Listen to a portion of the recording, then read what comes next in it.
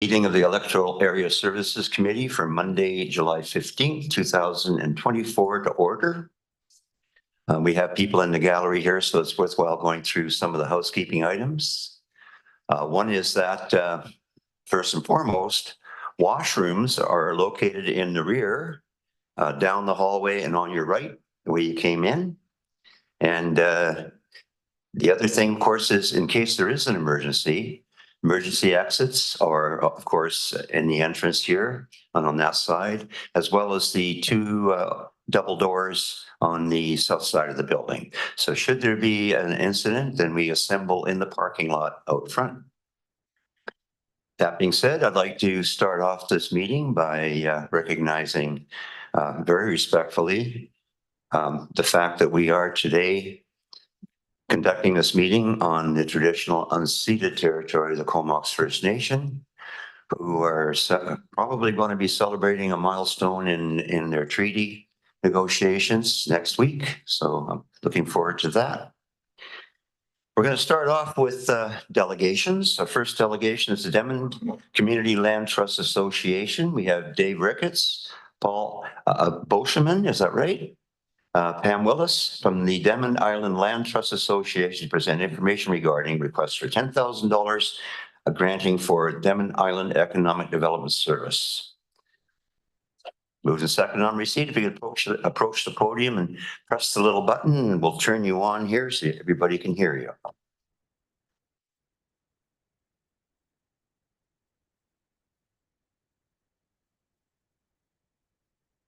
Thank you very much. Hi, there's two of us today. It's myself, Pam Willis, and my colleague, Dave Ricketts.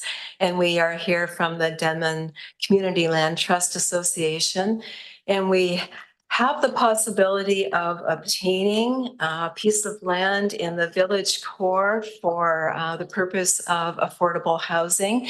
And we've come to request, as noted, $10,000 from the Denman Works surplus account.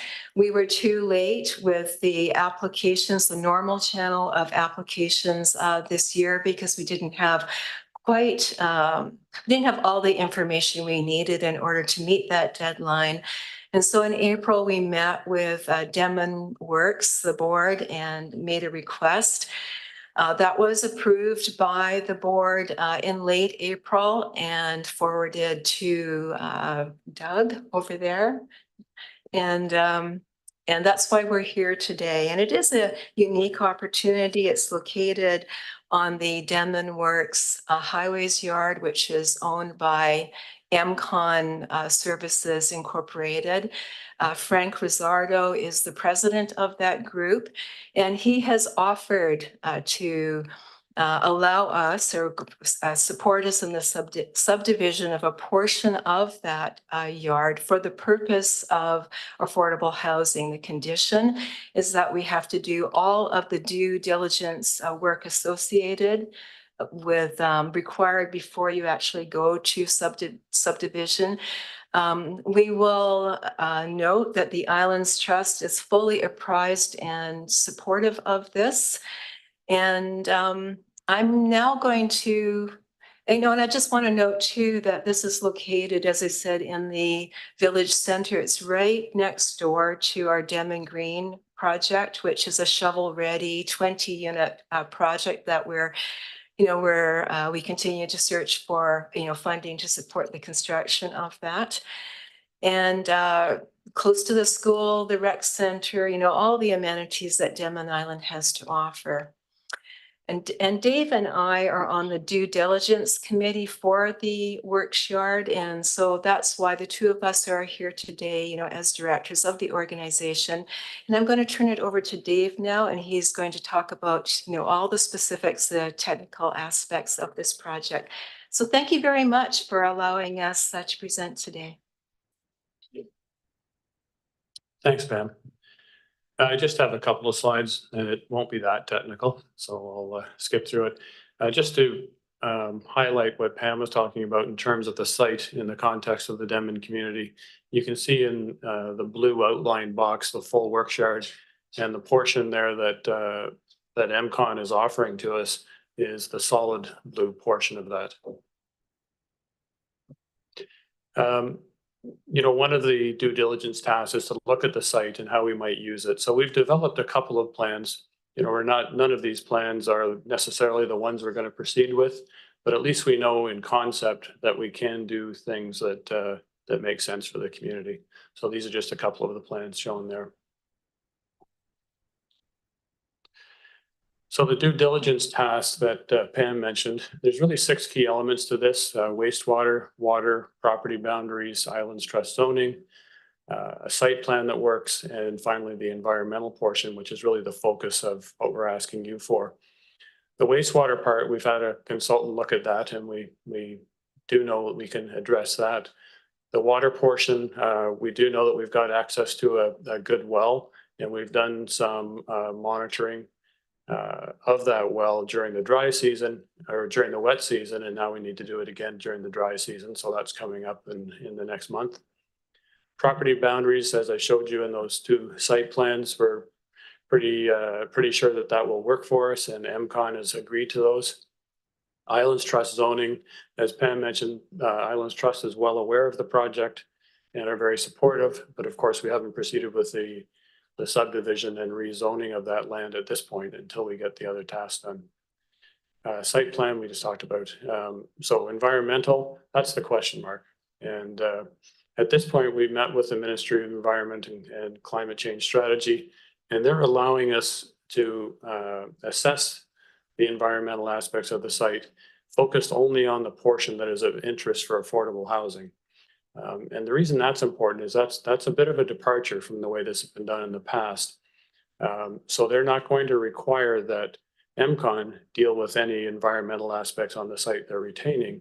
We're just going to have to worry about the portion of the site that we want to use for affordable housing. So that's an important concession.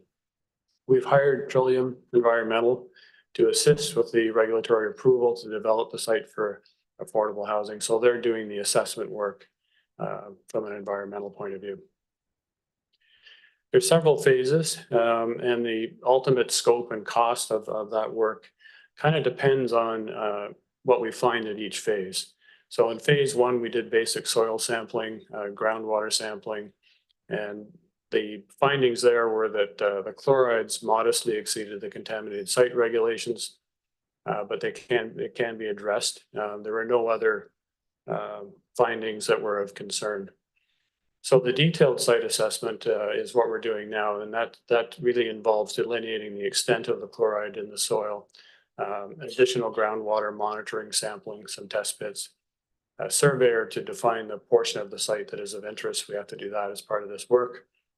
And ultimately, we'll get some agreement with the ministry in terms of whether the site needs to be remediated at all, and if so, what does that involve? So the cost of the investigative work is $40,000 roughly at this point, and that doesn't include remediation if it's required.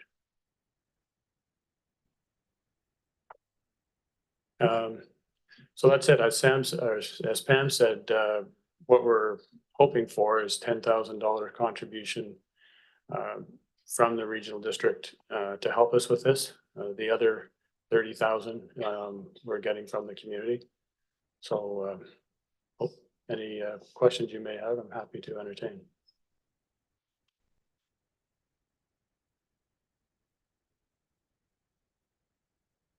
Are you open for questions from directors? Certainly. Director Arbor has a question. Yeah, thanks for coming to present, Pam and Dave. And it's a very exciting new opportunity for Denman in regards to that particular site. And I think it's awesome that MCON is willing to contemplate something like that and offer, put some land on the table that is ideally located, just like the Denman Green project. And we know Denman has a need for about 100 affordable units, according to the last Island Trust housing needs assessment. And hopefully Denman Green will get over the hill in not too long from now and provide the 20, but this new project could also add. So definitely, and I do want to say that's great that you got the approval from Denman Works and targeting that reserve. I think it's been used last year as well for Denman Green and. Yeah. But we don't have Alana, our head of planning today, because we're doing a huge housing assessment around how we're going to structure it around meeting the housing needs of the Comox Valley. And one big change that's happened at budget this year is that whereas the Hornby and Denman did not contribute funds to the homelessness support function, we've now activated the emergency shelter function, which is housing related, and we started requisiting for it, which means that both Hornby and Denman are contributing funds to that. Quite frankly, I don't expect that. It's a bit like transit. I think we'll have to fight UNCLOS in order to see some of those funds. To me, that'd be a great alternative to using economic development funds to actually get funds from that. But maybe for staff, what I would recommend today is that they come back with a staff report to look at the for the next meeting for the 10,000 from Denman Works, but at the same time get staff to also provide some comments around the feasibility, because I know you'll have further financial needs on that side coming up. And I think if we looked at the potential to utilize some of these other functions that are coming online in support of affordable housing, that would be very legitimate. So I'll pass it on to my colleagues, but personally, I think, yeah, that's first chips on the table on this project. And I know it'll be a few years before we see results. Yeah, we're always optimistic. People who work in the housing space are always optimistic, but it's always a few years. But I think that first 10,000 would be a very legitimate input from the CVRD. So I'll pass it on to colleagues. Thanks. Yeah, can I respond to that? Yeah, for sure. Yeah, I think the thing about this initial 10,000 is it fits into the due diligence tasks. Yeah. And if we can get all of those done, then we can acquire the land. Yeah. And everything starts with the land. Yeah, absolutely. Yeah, absolutely. Not only does it start with the land, but the more success we have with obtaining land and, actually getting something built, and we're working really hard on the Denman Green project right now. Dave and I, there's 2 housing groups on the island. There's Denman Housing Association as well. And we are combining, and so we sit on both boards. And so July the 31st this year, we will be asking the members of each of those 2 societies for permission to combine. It's kind of a no-brainer. We don't anticipate any problems at all with that, but that's what we will be doing. So, we are a pretty determined team, and we know from working with like BC Housing and CMHC is that the more community support we have, the more support we have from the regional district. You were really great with Denman Green, that grant from the regional district. Then leverage some additional support interest with FCM. So thank you very much for that. So we're not a sleepy bunch. Like, we're doing this.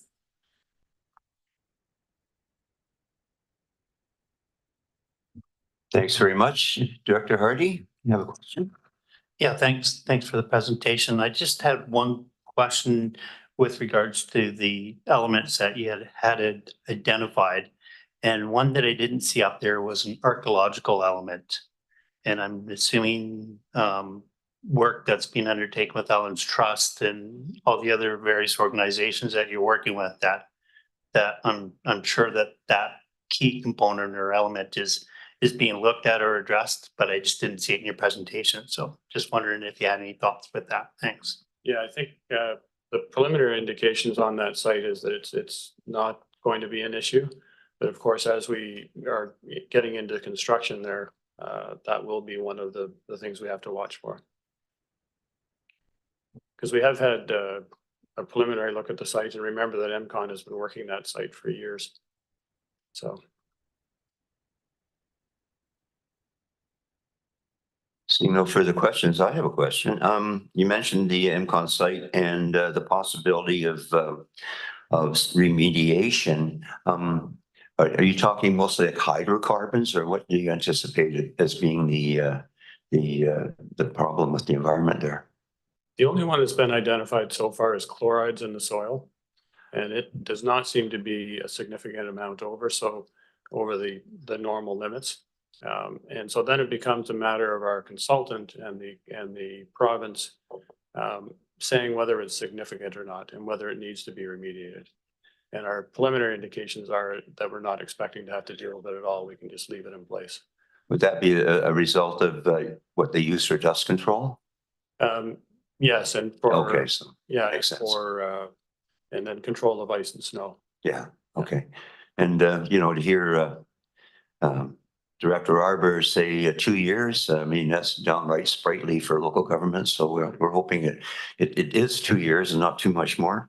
Also, I'd like to draw attention to the fact that once again, we have a handful of dedicated volunteers in the Comox Valley that actually make this valley go around. So thank you all very much. Thank you. Okay, and excuse you from the podium. Take a vote on receipt. Thank you very much.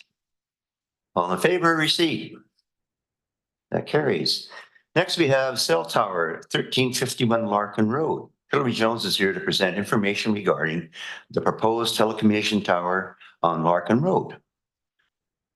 Moving second on receipt, welcome.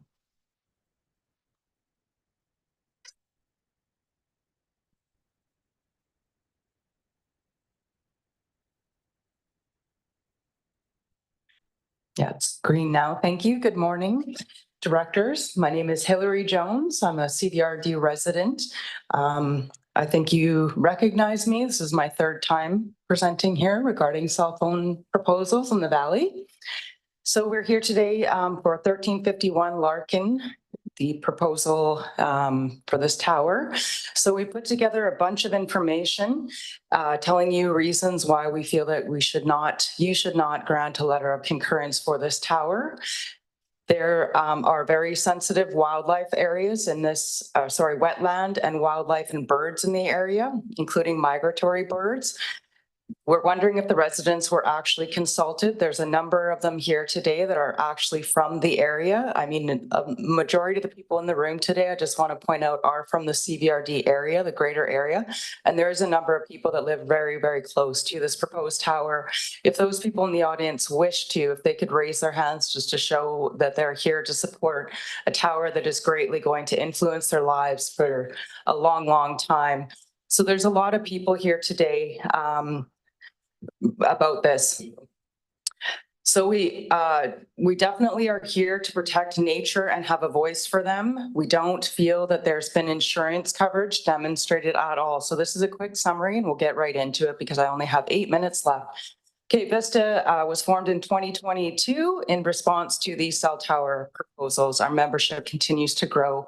We believe in safe technology. We're here to educate and advocate for wildlife, the environment, and individuals who are environmentally adversely affected by radiation, such as myself, and to help people implement safe tech solutions because telecom is not telling people that there are safe tech solutions.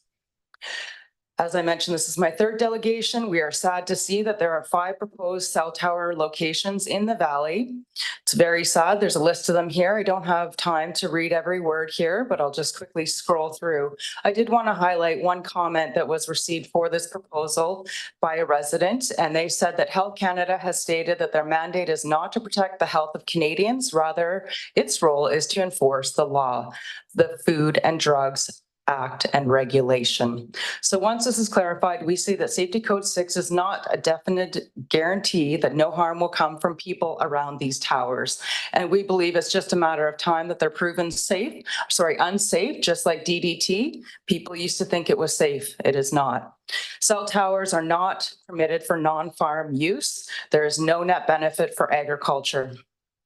We've reviewed the staff report, and as quickly as we can, we're going to bring out a few points. So that is mentioned that the applicant notes the proposal will not interfere with current agricultural operations, and the proposal will benefit the agricultural community by providing needed connectivity. Our point is, where is the evidence to substantiate this claim? There is harm from wireless, and where's the warning? Where's the due diligence? Why was the telecom consultant allowed to make these statements? And again, there's just no evidence to substantiate that. And we're wondering, will there be measurements for agricultural health or the wildlife that lives in the area before or after the tower is installed? And if not, why not? Another point that we want to bring up is that Rogers did hire a qualified environmental professional. That's great. Again, why is Rogers being the one that's hiring them? I don't know. That's not independent at all. They state that there's no eagles or blue heron nests in the area, that wildlife is moderately used in the area, and that there is a low number of common residential songbirds. This is not completely true. And I'll just like to point out the day that they did their field review was in October, the end of October. There's not many birds in October. I'm sorry. I used to live in this area and there's a lot of birds. There's a lot of wildlife. There is like parks everywhere. Some people mentioned, why should the, one owner be making money off this when it's going to negatively influence so many other owners? Not to mention all the people that come from far and wide to ride their horses on the special horse trails. So again, we're just feeling that the CBRD did not do their due diligence with this, and were the residents informed that there will be a blinking lights on this tower. So their nice dark ruralness that they enjoy right now is about to change forever. There was a point made that this tower is required because it's improving fire and safety. It's encouraging active modes of transportation, which I don't quite understand what that means. We'd like to point out that south towers do catch fire. It's a fact. And industry likes to say that it's rare, but is it really? And will the service from this tower that is being installed right beside Williams Beach Road, will it actually service all of the people in the area, including the people that are at the end of Williams Beach Road? I don't think so. There is an existing cell tower in the area and people have coverage with other carriers and they have fine coverage, but they weren't asked. A computer model instead was used to determine this. The International Associations of Firefighters is against cell towers, and this is why. The RCMP have mentioned that any cell phone, even if it's deactivated, will call 911 as long as it's charged. Another point was mentioned was that there's going to be some vegetation and chain link fence buffering this massive tower and to create a visual screen. Well, this point came up during the public meeting, and I got to be frank, there is no chain link fence or trees that will buffer the site of a 63-meter cell tower with blinking lights on it 24/7.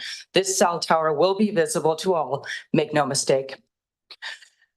I'm just going to go through some of these really fast. You've seen some of this before. I don't have time to get into it all, but here's a map of the cell towers that are currently in the area. All the Rogers like icons there, the red and the blue, you can see those are towers. The yellow ones are small cell receptors. You can see there's quite a lot. Here's another map. It's hard to see, but the little red pinpoints are the existing towers that are in the area, and there are several in this area already, including an existing TELUS tower on Larkin Road. So it was mentioned that a lot of the comments received were negative. That should be, really listened to. And even though it's stated that we are not allowed to use reasons such as health concerns and decreased property values, these are huge concerns, and this is our concerns. The other thing that they're saying here is that, claims that cell phone connectivity is sufficient in the neighborhood. Well, how do you know? You didn't ask people. I used to live in the area, had fine coverage with the carrier that I had.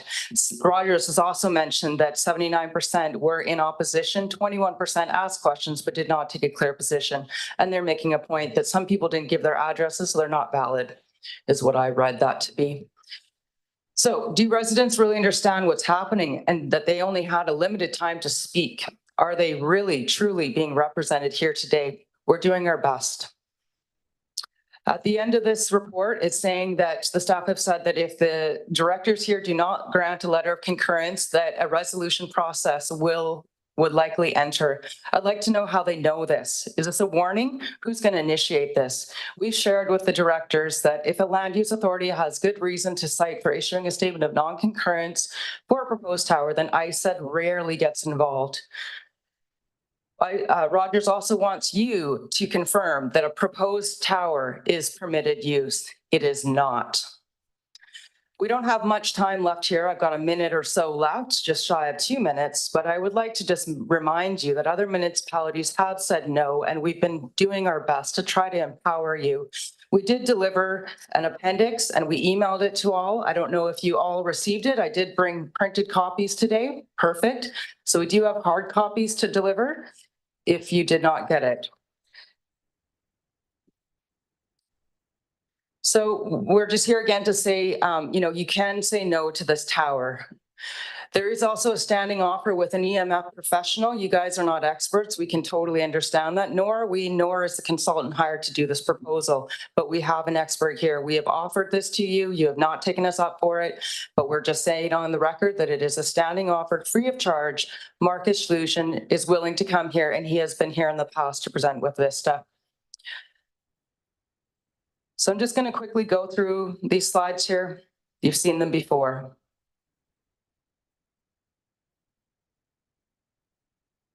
There's lots of evidence of harm.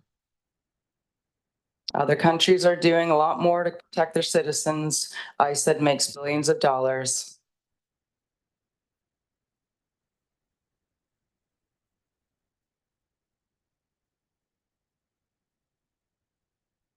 Insurance providers have exclusions for radio frequency. And who's going to be liable?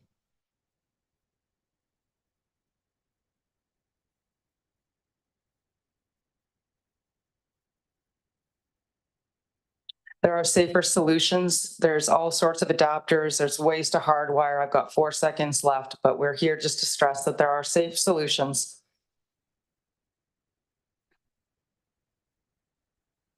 And we're begging you today to not grant a letter of concurrence for this proposed tower at 1351 Larkin Road. Thank you, and I am available for questions. Well, thank you very much. Thank you very much. So we'll see if any of the directors have any questions for the proponent. Director Arbor. Yeah, thanks for the presentation, Hillary. Good to see you again. And it's interesting. I think that the last proposal we saw, we also learned a little more around the intent to grow in the number of towers in the valley. And finally, I think we finally saw some kind of map of coverage. But something else I reminded myself after the meeting too is from a prior meeting, I think that you were at as well, where there had been comments that a lot of that extra demand for cell tower comes from increased data usage and the rest of that by people. And to me, that is not a super valid thing. I think I've made comments about that in the sense that I think cell coverage is going to be increasingly about the traveling public and be able to place phone call, not critical, but at times it can be. But when you look at increasing the amount of cell data basically so that people can watch YouTube or whatnot, that's silly. And I think the long-term future, as we've discussed before, is really to work to connect with fiber every home in Canada, and that's where the focus should be. I'm a little bit concerned that there's a number of new cell tower proposals popping up their head, and probably for more. And we introduced the policy for public consultation last term because we felt that often people were caught by surprise. But in developing that policy, we discovered that this is just a reminder. I know you're educated about this, but that we only comment on the quality or of public consultation when we send out comments, though we can provide at times other comments, and we have. So with this one, I guess starting to think it might be good to get the regulator in this room at some point. We never have had Health Canada come and try to present their rationale and their approach to us. But if we're facing another 5 or 10 proposals, it might be good to actually get these people in the room and talking to us and having to defend their science around health impacts and otherwise. Because otherwise I feel we're going to have this kind of event all the time. And as you saw from my last decision for me, I really tried to assess how badly people do not want it in their neighborhood, and that's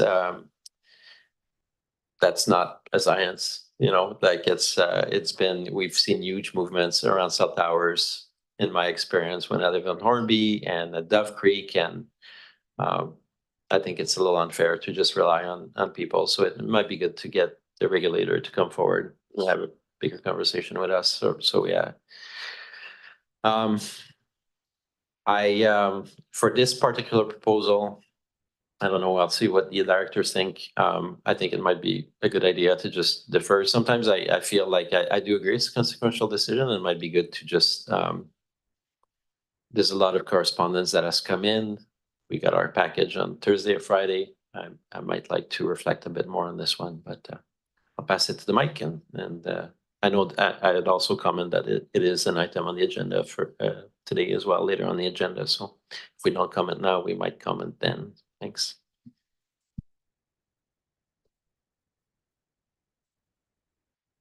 Any other comments or questions? I don't think I'll save my comments and questions for the actual agenda item. So thank you very much Thank you. for bringing this forward. And on receipt of report, or receipt of presentation, all those in favor? That carries. Beg your pardon. Okay, moving right along, we have the resolution status report for receipt. Moved and seconded on receipt. Any discussion on that at this point? So anyone opposed to receipt? That carries.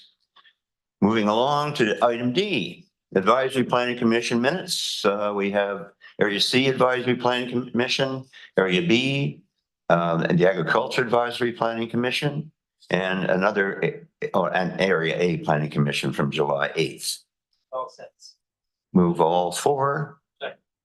And seconded. Any discussion? Any opposed? You got a discussion. Director Harper. Yeah, just on the Area A commission minutes. I just want to show thank yous to our volunteers. The Area A Planning Commission has not been very busy so far this term, but the item that they had to deal with last week is extremely consequential to the future of Union Bay, and I thought that every member that was there did an amazing job and thoughtful job. I'd read all the reports, and I was super impressed with the quality of advice they provided. So I just wanted to highlight that for the board, because when we ask volunteers to step in and not a lot is happening, it's a bit like being a sub at soccer or something like that, right? You're just sitting on the bench forever, and all of a sudden, there's 5 minutes left and you're put on the field. That's what it felt like for me at that meeting. So I really appreciate the members stepping up at that meeting. Thanks. Yes, it's definitely not traditional. Area C is short on controversy or issues before the Area A, APC. My question on that was, I saw 4 members. Is that a quorum? Yeah, okay. Yeah, it is a quorum. Okay, so you have a total of 9 members. Is that correct? Sorry, try to get you again. There you go. Yeah, thanks. It is quorum, and Steph is indicating yes. But also I would point out, thank you for mentioning that. They also came in July to the meeting when people have a lot of other things going. So I think there were some absences just due to vacations and otherwise. Of course, you have the chair of the regional district and the chair of the Electoral Services Committee in attendance, keenly listening to the dialogue. Okay, so did we vote on that? We didn't actually. So anybody opposed? Then that carries. Okay, into the development permits. We have Area A, development permit DP 9A24 Union Bay Estates, report for receipt. Move to second on receipt, over to CAO for introductions. Thank you, Mr. Chair, and good morning to the directors. Jody McLean, our senior planner, will be introducing this report on the development permit for Union Bay Estates. Jody? Thank you to CEO, to the directors. This is an application for development permit under the Kensington Comprehensive Guidelines. This development permit involves the siting of buildings and structures associated with a portable wastewater treatment plant in that area illustrated there between Washer Road and the railway. The zoning bylaw permits this as utility use. A development permit does not have the authority to approve or deny that use. This development permit may only set certain conditions for the development to follow. Conditions that would make a development consistent with those listed guidelines, the Kensington Comprehensive Guidelines. So as illustrated there in that site plan, the development would consist of a gravel driveway terminating at a fenced compound in which the treatment plant would be sited on a concrete pad. The structures will consist of 6 steel containers to house equipment and an office trailer and 8 above ground steel tanks and light poles on each of the 4 corners of that fenced area. So this committee considered this application and a draft permit at its last meeting, and it referred it to the Area A Advisory Planning Commission for comments and recommendations. That commission met on July 8, and they supported the issuance of the development permit, but recommended consideration of fencing that achieves a more substantial screening objective. The development permit here in Appendix B of your package, it was drafted to accept the proposed landscape plan with its chain link fence and achieves screenings through the 80 meters of vegetation between it and the Washer Road and those residents there. It includes a condition that any clearance over 10 square meters of that forested area be replanted for as long as these structures are sited there. Mr. Chair, the applicants are here.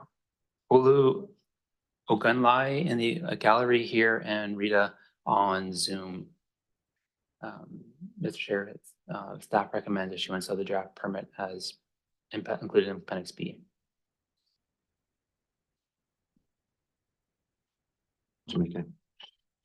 Would you like to make some comments? Step up to the podium and press the little magic button and I'll turn you on. There you go. Thank you. It's a pleasure to be here again this morning.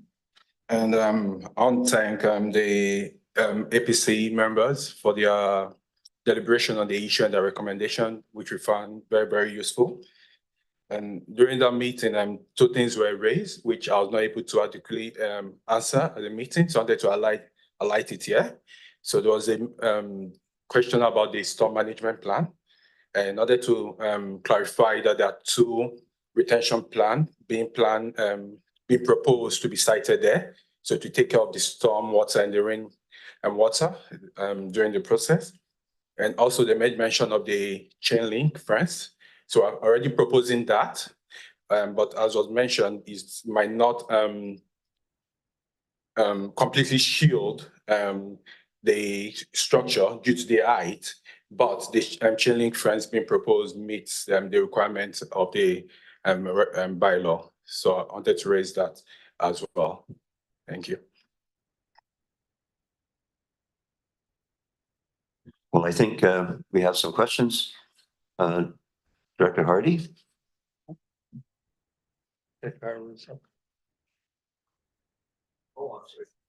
Oh, good. Director Arbor was first. Yeah, thanks. And obviously this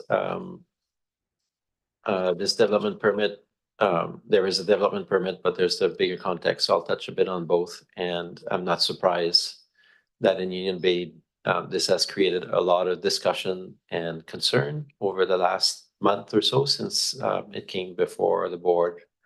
And I've connected with a number of residents in Union Bay, and they know that I share a lot of those concerns.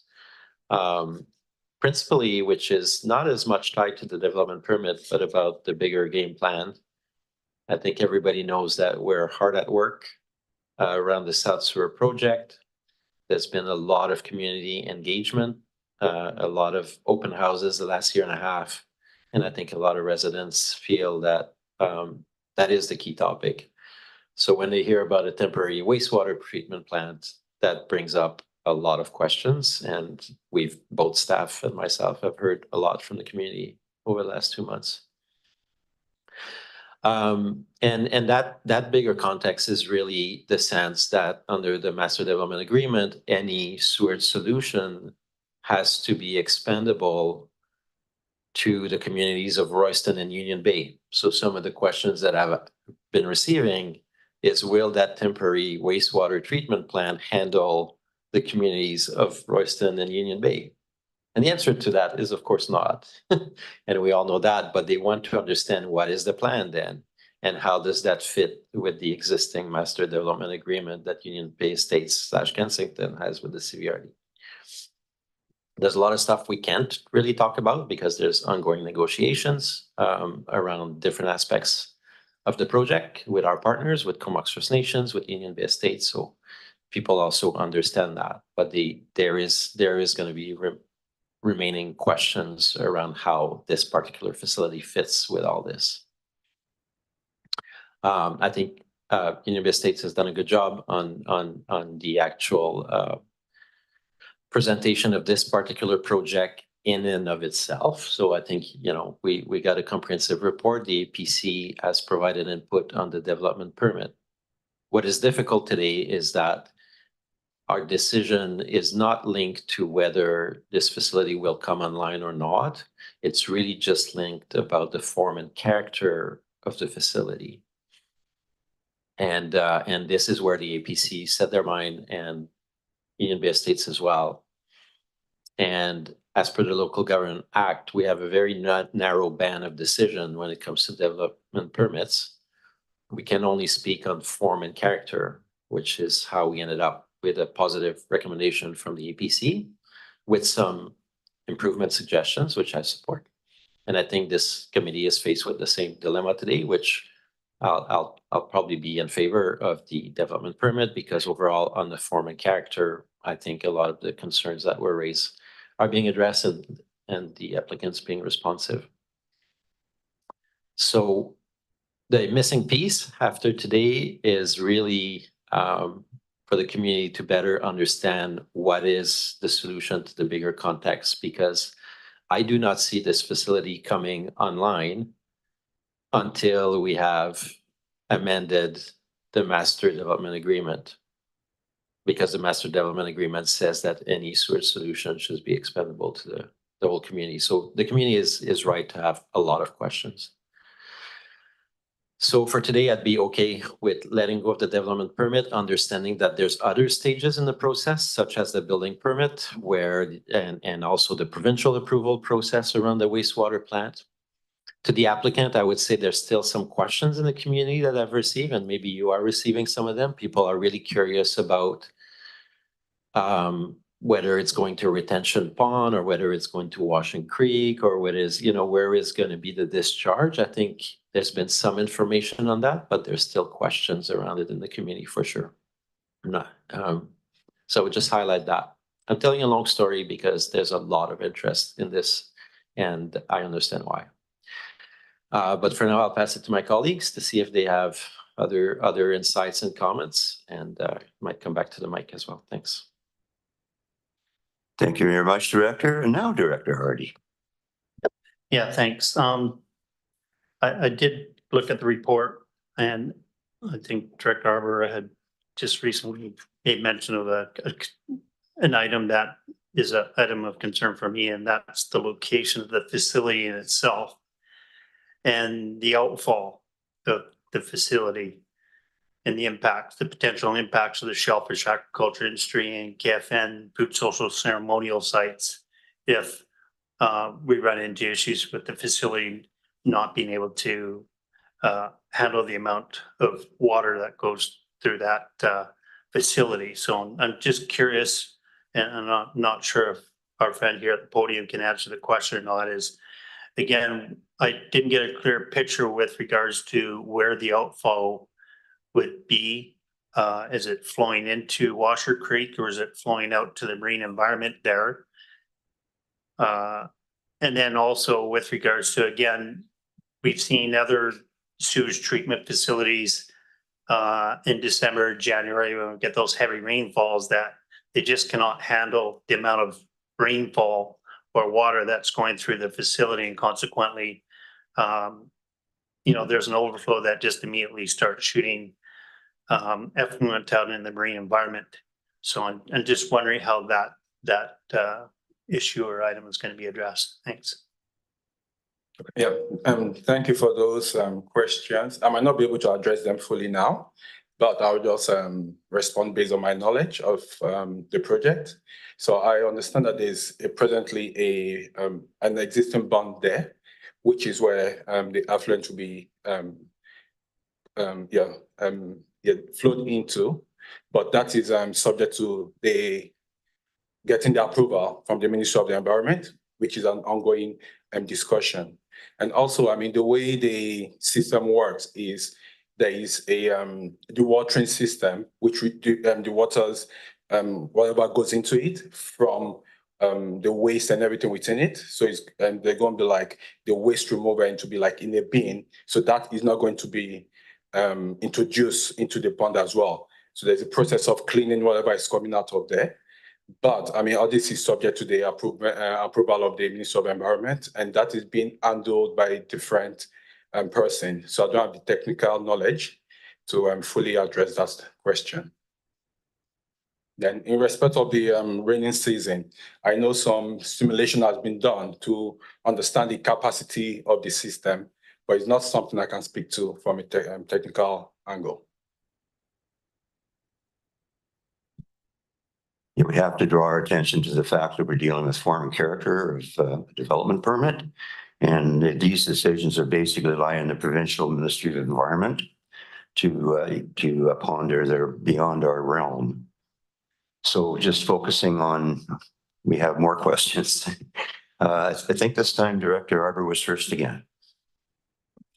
Yeah, thanks. No, you made the comment. I was going to talk about it a little bit more, but I also want to acknowledge on the other side that the development company is putting a lot of resources into this project and trying to prepare for the future, and there's a lot of work happening, and so I'm also cognizant of that. In this case, we are talking about form and character, I mean, they are taking a lot of risks as well, financial risks in regards to the project, and they're trying to advance the project. In this instance, with the comments I made and the comments we hear in the community and the knowledge that the community has about the existing agreement with the MDA, I think people can wonder if this could become an orphan facility if all the other issues are not resolved, right? But that is not for the community to assess. It's people make investment decisions and have their measures of risk. And I also want to comment on that because there was a lot of people commenting on it on Facebook and otherwise. Yeah, so on form and character, again, I think some of the comments we heard from the APC is that, I mean, it's a pre-designed plant, so it's like a portable plant. So there's not a ton of opportunity for changes to the looks and design. It's basically meant to be temporary. It's a portable structure, would go on a concrete pad. The site is already sort of prepared for it. There's a recommendation to put a fence to mitigate some of the view for people. There was, I think, some recommendation around vegetation, but trying to recall those just to do some improvements around the site. And so on those, just on that specificity, for me, I still land back on saying that from a development permit perspective, I think it ticks the boxes, and I think we're almost mandated to, unless we can root more significant concerns. But I think, as the chair was saying, the outflow does not sit in this decision today. This is, I think, a decision both with the province once they agree or look at agreeance of a permit to discharge. And on the CVRD side, it's really linked to the MDA and that negotiation. Both of those things are outside the scope of the decision today, but it doesn't mean that they're going to go unaddressed. We will have to address those points in due time. Thank you very much. And Director Arbor, or Director Hardy? Yeah, I guess I got a different perspective on things. And again, with regards to the CVRD and its priorities mandate with regards to the agriculture sector and food security, those are key priorities for the Comox Valley Regional District. And the location of this treatment facility in the heart of Bean Sound, which is where 50% of the shellfish aquaculture industry takes place. The Comox First Nation, with its food, social, ceremonial sites being limited to as they are, when we start putting in some type of infrastructure that could potentially impact the shellfish aquaculture and impact priorities for the CVRD with regards to agriculture and food security, we need to take that into consideration. And I do acknowledge, Director Arbor, your comments with regards to the investment by the developer and the potential bigger investment from the developer, et cetera. We also need to consider the other folks that have made an investment in the shellfish aquaculture industry in Bean Sound, which, cumulatively does equal millions and millions of dollars. We also have Canada and the province of British Columbia that have invested in the shellfish aquaculture industry as well.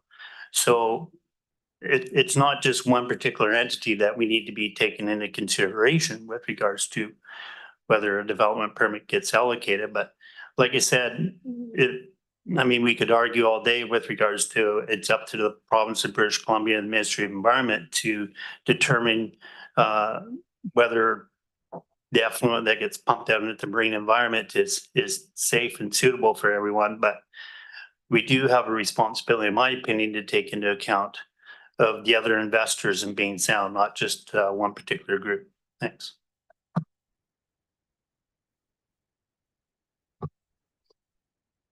Some very good points are raised. You want to weigh in? Okay, one more time.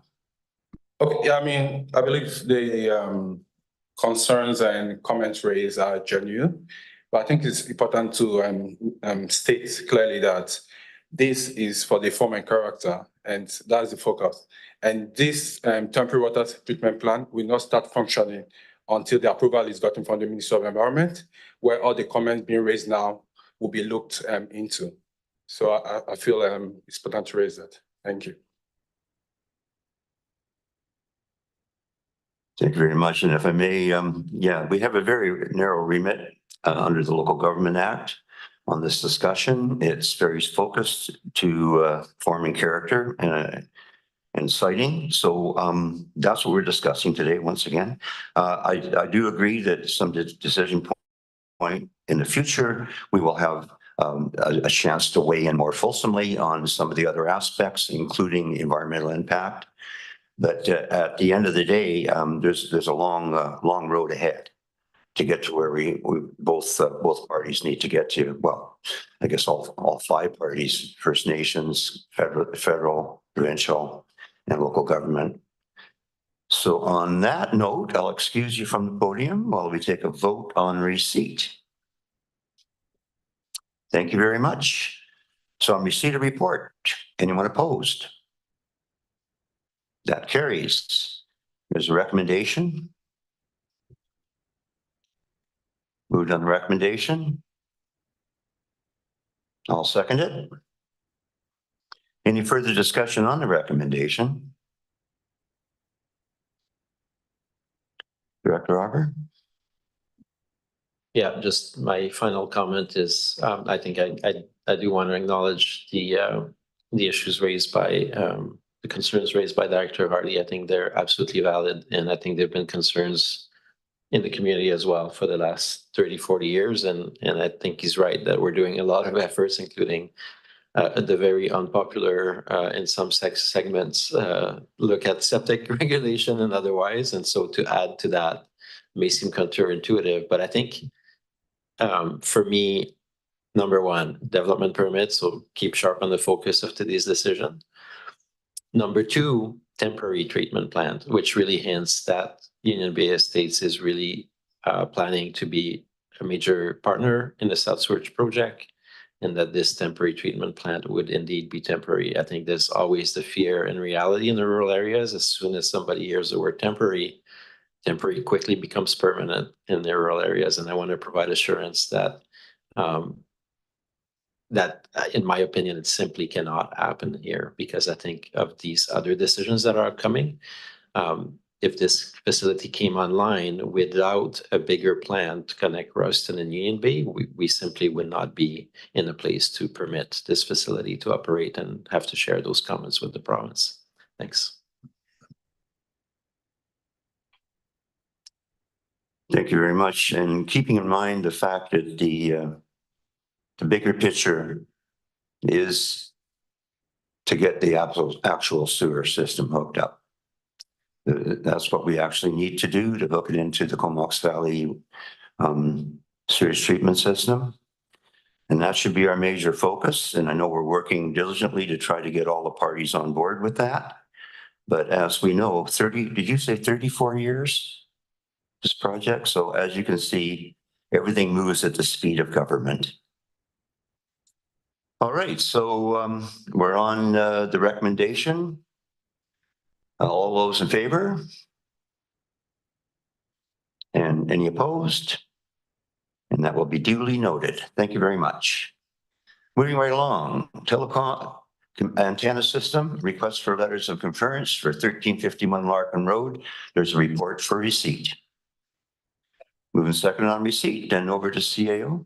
Thank you, Mr. Chair. Stephanie Pollock will be introducing the staff report on the telecommunications antenna system for Larkin Road. Stephanie, over to you. Thank you. Through the CAO to the chair and committee members, staff received a proposal from Rogers Communications to construct a 63-meter tall telecommunications tower on the property at 1351 Larkin Road. The subject property is 31.75 hectares in size and is zoned Rural Agricultural Land Reserve.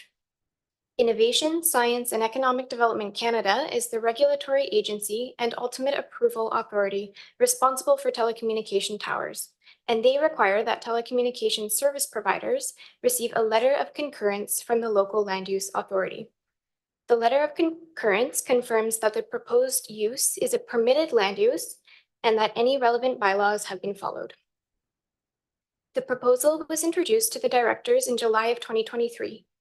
Per Board Policy 89 Public Engagement Requirements, the applicant presented to the Electoral Area C and Agricultural Advisory Planning Commissions and hosted a virtual public information meeting in October of 2023, which was advertised in the Comox Valley Record with notifications sent to all property owners and tenants within a 500-meter radius of the subject property. Numerous confirmations have been received about the proposal, including from the Agricultural Land Commission that ALC approval is not required for this type of infrastructure, from Comox First Nation that a cultural heritage investigation permit is not required, from Transport Canada that lighting and night protection is not required for this tower, from the Ministry of Transportation that a permit has been administered to construct, use, and maintain access to the proposed site, and from the Department of National Defense confirming that they reviewed the proposal and that it does not contravene the height restrictions set out in the Comox Airport zoning regulations. Staff have received numerous pieces of correspondence over the past year, as outlined in the staff report. The staff have received an additional 3 emails in non-support over the past week. Staff acknowledge that this is a permitted land use and that Rogers and SitePath have adhered to applicable bylaws and policies and recommend that a letter of concurrence be granted for the proposal. The staff did invite the applicant to today's meeting, but have not heard back. So Brian Gregg, SitePath Consulting may or may not be on Zoom, but staff is available to answer questions at this time. Thank you.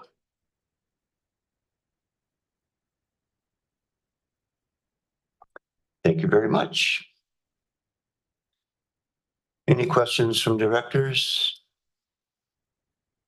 Any comments? I think Director Arbor. Yeah, thanks. I just picking up the conversation from earlier from the delegation. I wouldn't mind a deferral on this one. I mean, I could see the letter of concurrence, like we did that a while back. I think that was Duff Creek perhaps, but the options of non-concurrence or concurrence with noting that a lot of the residents do not want it and citing other concerns. More importantly, I think with deferral, I think we should send a letter to the regulator, to ICID, to come and present a full case, because what we've learned at the last presentation is that there's a plan for many, many more cell towers in our region. And I'd love to hear what, and we've talked about that before, what is the game plan? Like, is it the Wild West? Is it every telecom that, you know, puts as many towers as you can and just keep increasing data everywhere and just, you know, or what is the game plan from the ISED perspective? You know, at what time is it enough? What do we have? And how do they address code safety 6? It's not our job to do their job, this table. And yeah, so I would love to add that as to the recommendation to invite ICID. And I think we did that a bunch of years ago, actually, and they never showed up. But maybe we could just say in our letter, you know, we're just gonna defer forever all these applications if you don't come and show yourself to our table, right? I don't know. I'm a bit at lost. I was quite surprised. I thought there might be a need for 1 or 2 more towers in the valley, and now what we see is just like they're road mapping a bunch of them, and I'm like, is there a need?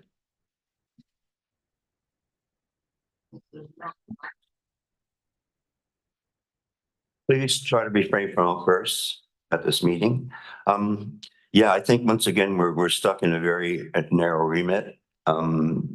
Any comments that we make are basically, again, about a very narrow review of the situation, whether they have complied with the regulations, et cetera, et cetera. I'll let Richard speak because I've got a few more things to say. Thank you. Yeah, thanks, Chair. And again, going back to the information that was provided in the staff report regarding Rogers, and if I read their information properly, that you know, ISID is the key legislator. But they did indicate in that particular document that there is a need to take into consideration other federal and provincial pieces of legislation or acts. And again, when we look at things from an environmental perspective, key federal and provincial legislation always focuses on conservation and protection of the local resources in the area. And then if there isn't sufficient evidence to provide to them a need to overlook conservation protection, that conservation protection at the end of the day takes precedence over whatever other jurisdictions that might be in place. So I'd just like to provide that comment out there that I haven't seen anything from other federal agencies saying that they're comfortable with that particular tower or any cell tower being put in place in environmental areas. So, and I know our own park staff now from the CBRD had expressed concerns about, you know, whether the cell tower was within 300 meters of CBRD parks and the concerns that they may have with regards to potential impact. So I know even some of our own staff, you know, had some reservations with regards to the cell tower being placed where it was. Thanks.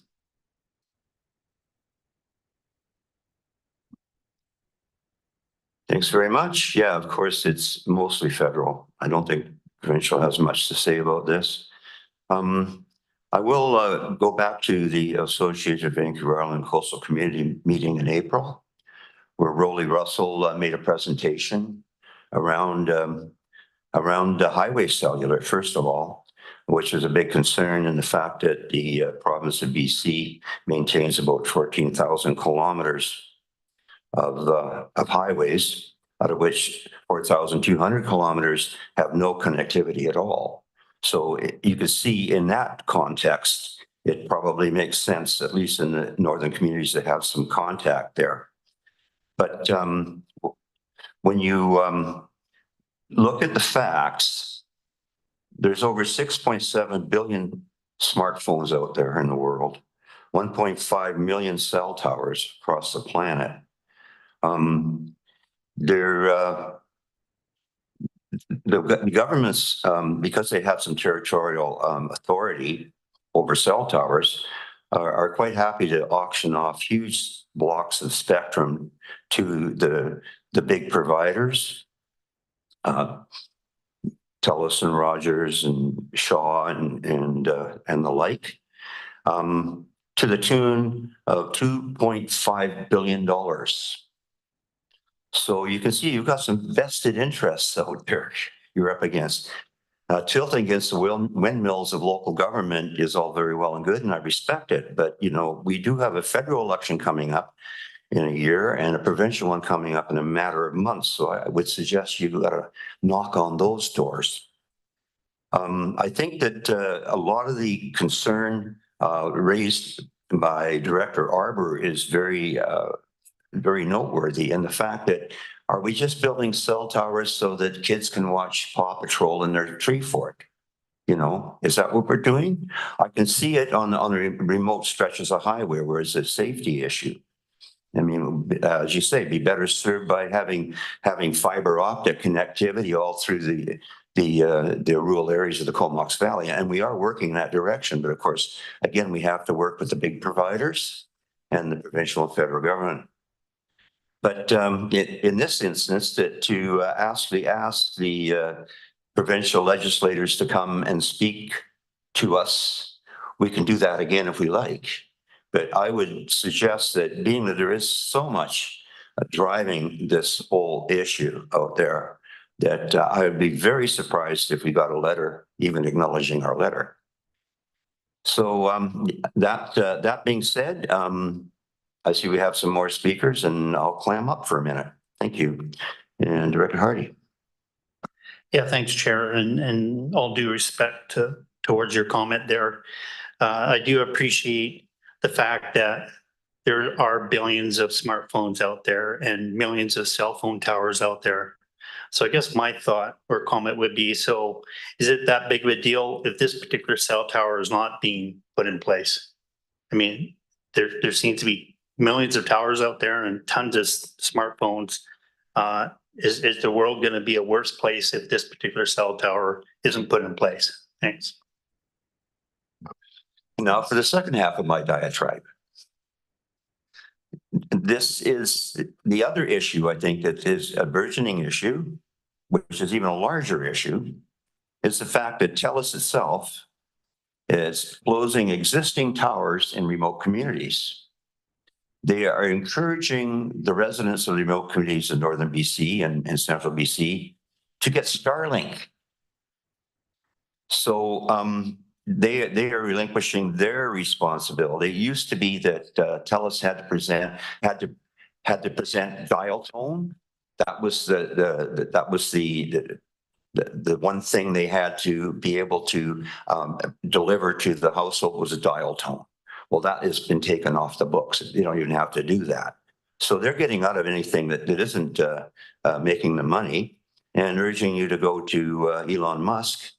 Amazon's putting up low Earth orbit satellites.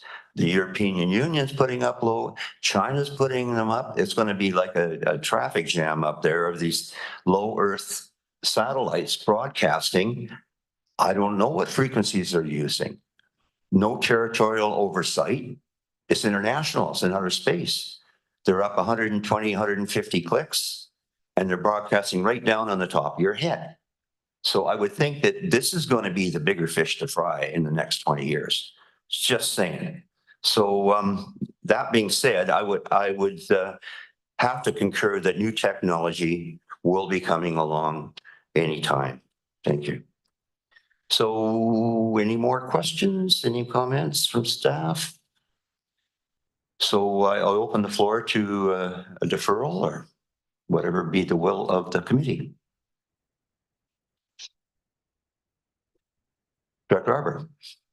Yeah, thanks. Yeah, I think just deferring by one meeting, which will allow us to read through I think the report was 200 pages in the end.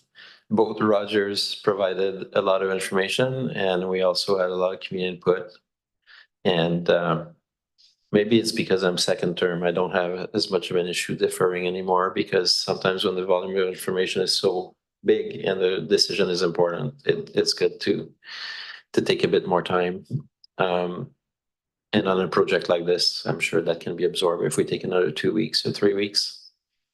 And in that time, we can also give thought individually around what is, and maybe for staff as well, to think about if we're going to still see a number of proposals around these cell towers, what is the best approach? We introduce a new policy that strictly speaks on the level of public consultation. We have narrow opportunities outside of that, but yeah, for today, I would just defer it.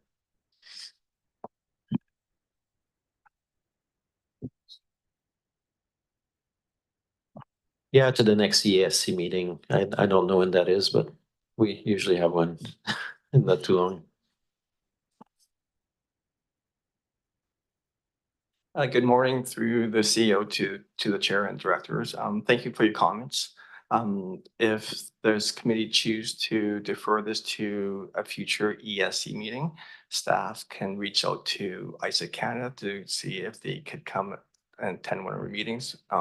Hopefully we can provide some questions ahead of time for them to answer. But also if this committee decides to defer this to a future meeting, we will try to ensure that the applicant is here to answer some of your questions too. Great.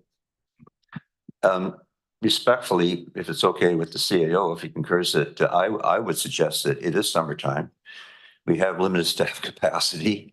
Why don't we defer it till closer to the end of the year? Can we leave it that open?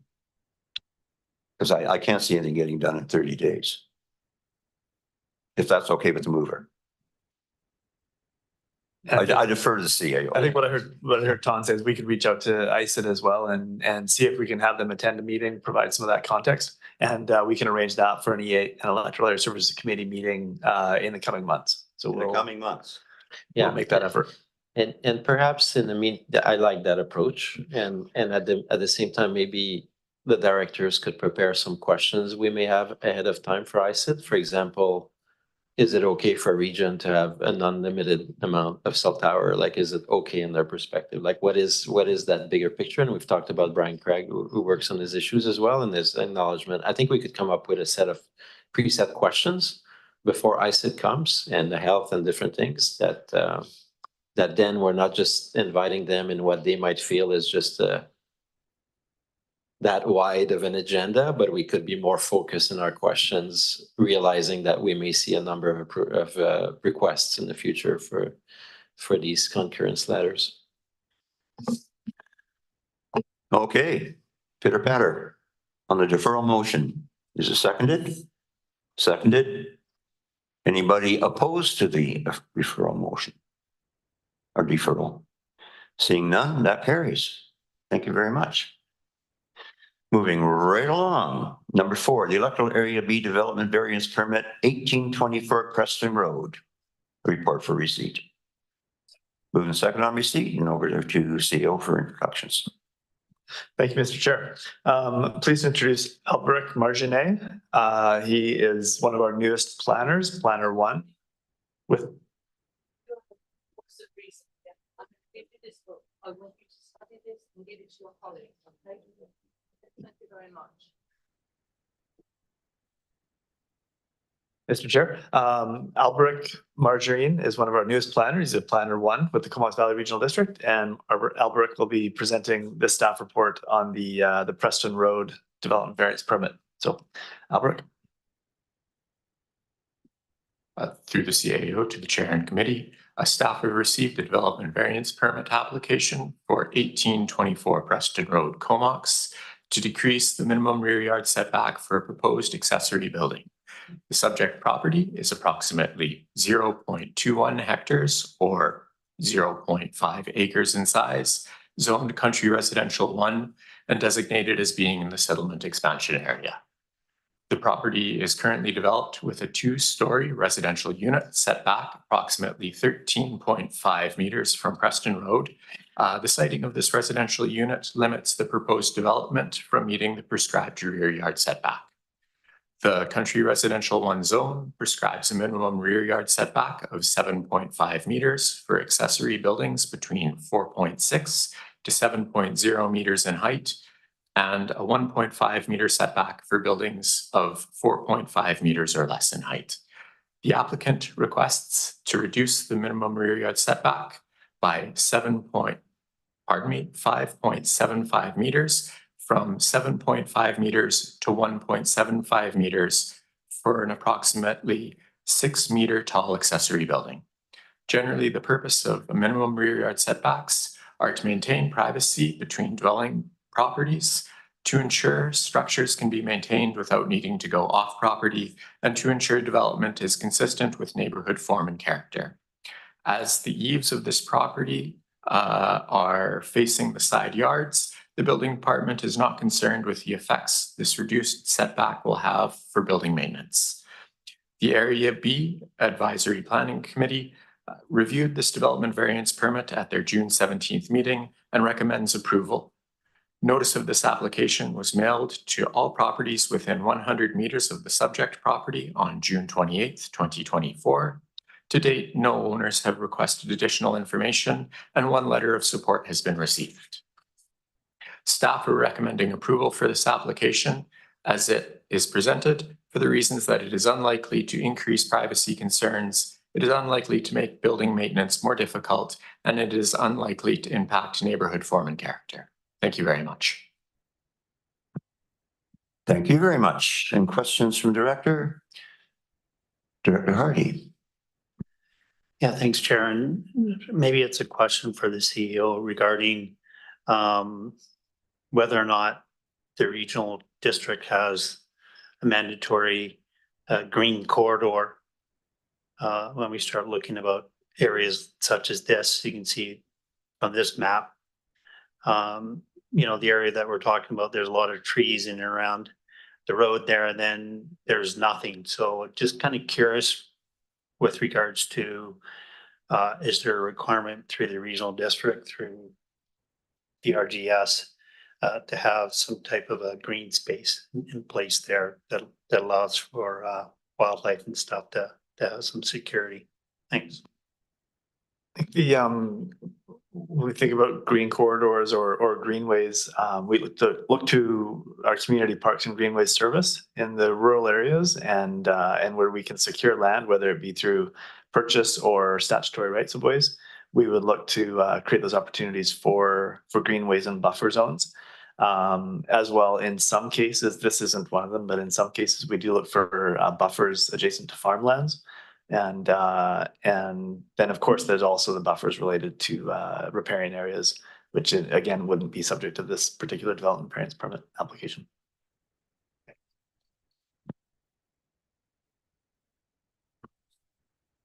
Okay, so going to call the question on receipt. Anyone opposed receipt?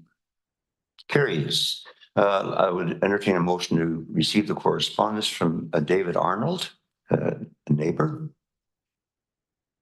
Yeah. Seconded, okay. All in favor of that? Carries. And there is no addendum on this one, so we can move right along to, oh yes, is anyone in attendance willing to speak on this matter? Okay, I'll get you up there at the podium. Just touch the little button and I'll turn on your mic. There you go. Hello. I'm how come no one else had problems with their mics? Okay, I'm the owner of the property. We moved here in 2017 from Edmonton. I grew up on the island from Port McNeill, little place on the northern tip of Vancouver Island. We're raising 2 boys here in town, and I guess with the environment and lack of storage in our current house. It would help the kids out with staying active during the winter months with shooting pucks and staying dry for hockey season. And now the property, the building itself will benefit the property. It doesn't negatively affect anyone in the area. I really don't know why it would not be put through. Thank you very much for those comments. Any questions for the proponent? Dr. Hardy? Yeah, just one comment, being that you're a kid from Port McNeil, you're probably used to the rain. Yeah, I am. Yeah. Yeah. That's like a reverse migration because all my friends in high school went to Port McNeil. And now we got people from Port McNeil coming back to the valley. Anyway, I'll excuse you from the table here. We got serious issues to discuss. So we've already received all the correspondence. I guess it's time to move the recommendation itself. Moving seconded. Any further discussion on that? Seeing none. Anyone opposed to the recommendation? That carries. Thank you very much. Now, Electoral Area C, Development Variance Permit, 6220 Solom River Road. A report for receipt. Who's the second over CO? Thank you, and I'll introduce Alberic again for introducing this development variance permit on Solon River Road. Alberic.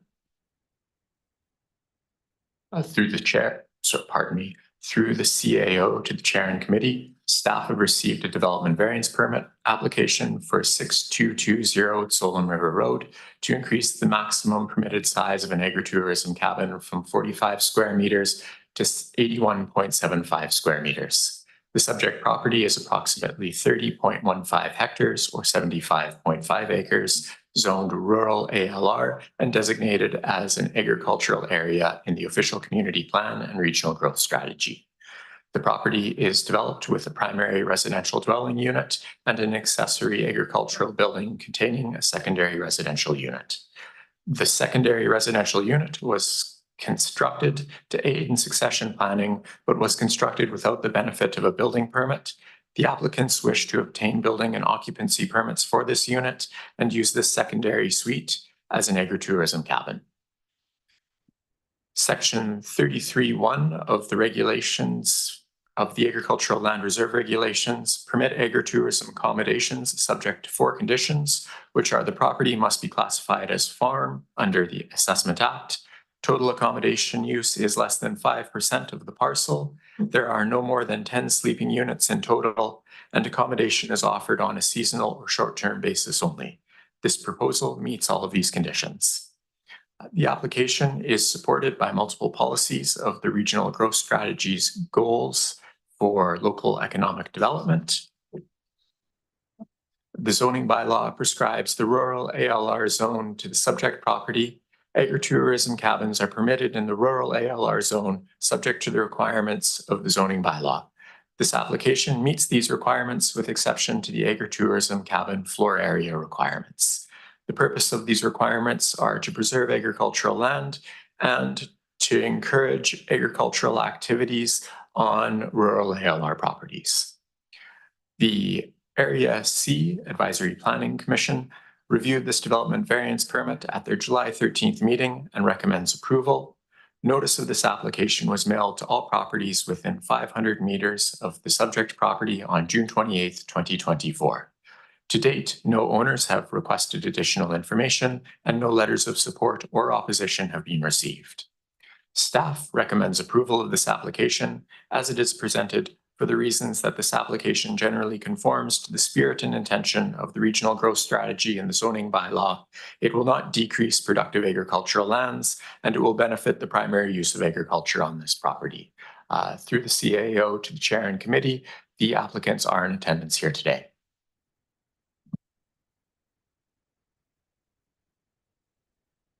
Thank you very much. Does the applicant wish to get up and address the committee?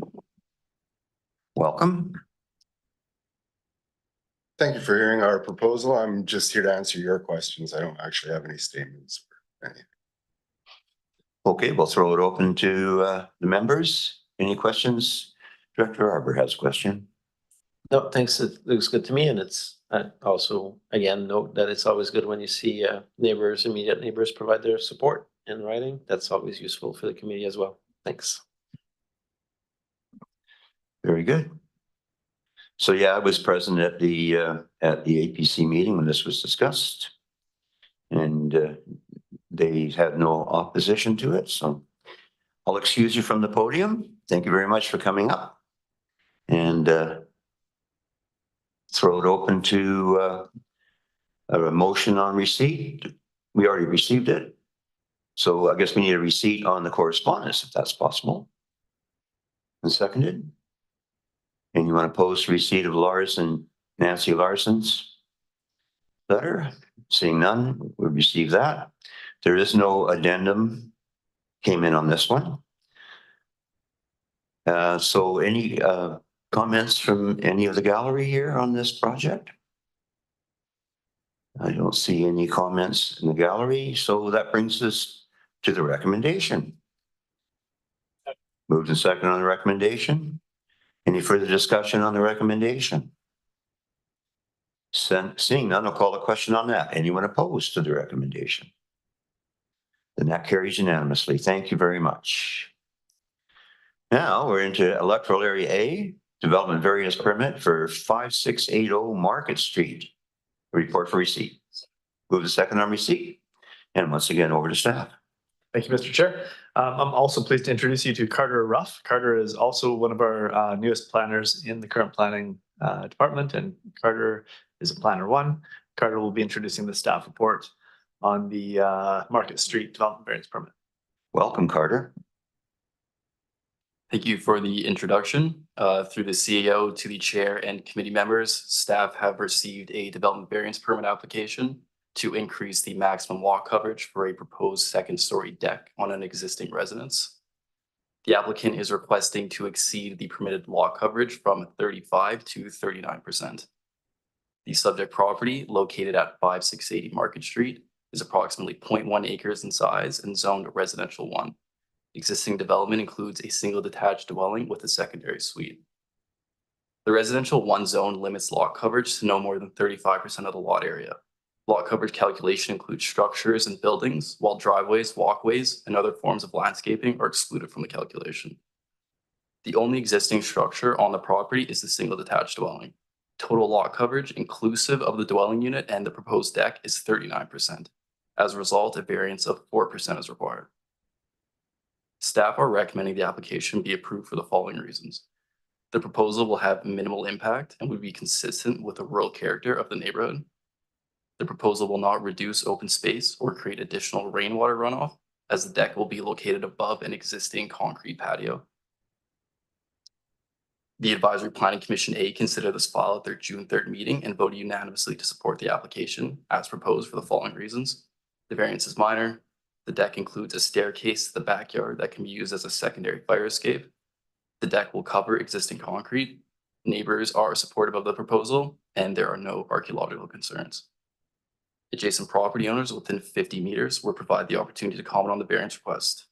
One response was received that was in support of the proposal. Lastly, I'd just like to note that the applicant, Tim Whitehead, is in attendance and available to answer questions. Thank you.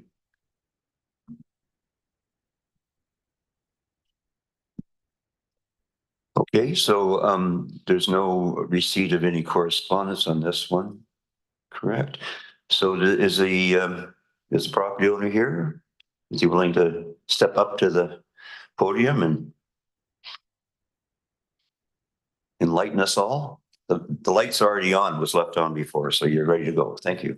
Yeah, my name is Tim Whitehead. I'm a friend of the property owner who has the good fortune to be on vacation. So he gave me permission to, formal permission to be here if there's any questions. Something like that. And I'm basically here if there's any questions. Very good.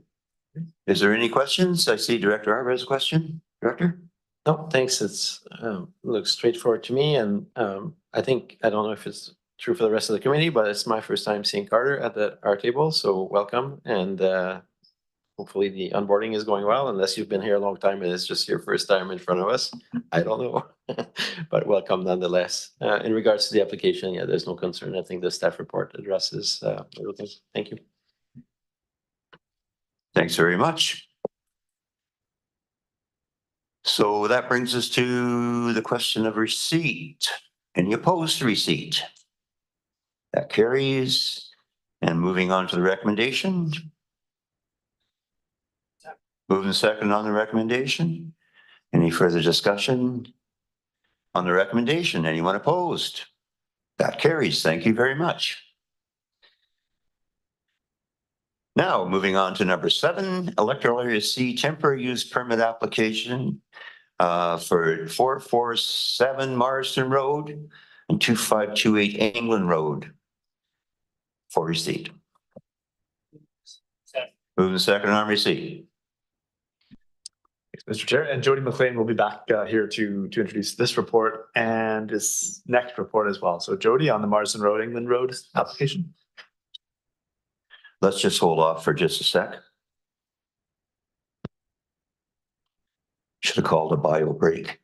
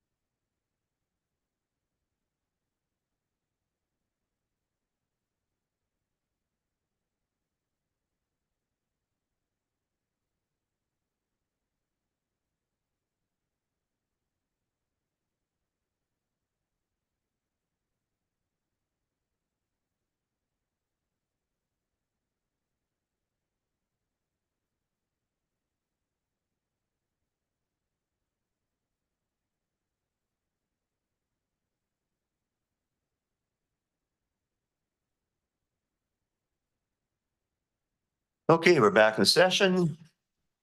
And we did all the introductions and over to Jody.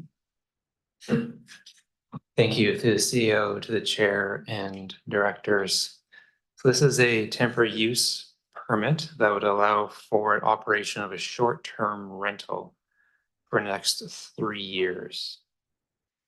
Temporary use permits can include terms and conditions under which proposed use may operate. And these are based on a combination of individual characteristics of the property and what is proposed in the application. In this case, this is a 4-hectare lot. It's developed with 2 houses. The owner resides in one, the the one along England Road. And the other house, the one on Marsden Road, is used to provide a residence for the owner's brother, but also for accommodating visitors, the traveling public. They limit those accommodations to 3 bedrooms, all contained in that Marsden Road house. And the conditions in this temporary use permit include limiting the accommodations to those 3 bedrooms, so no expansions. A residency requirement that the owners continue residing on the same parcel, and a fencing and landscaping that be maintained adjacent to the residentially zoned neighbor, delineating where the visitors have access to. And if that fencing or landscaping is damaged, that it be promptly fixed or replaced before accommodating new visitors.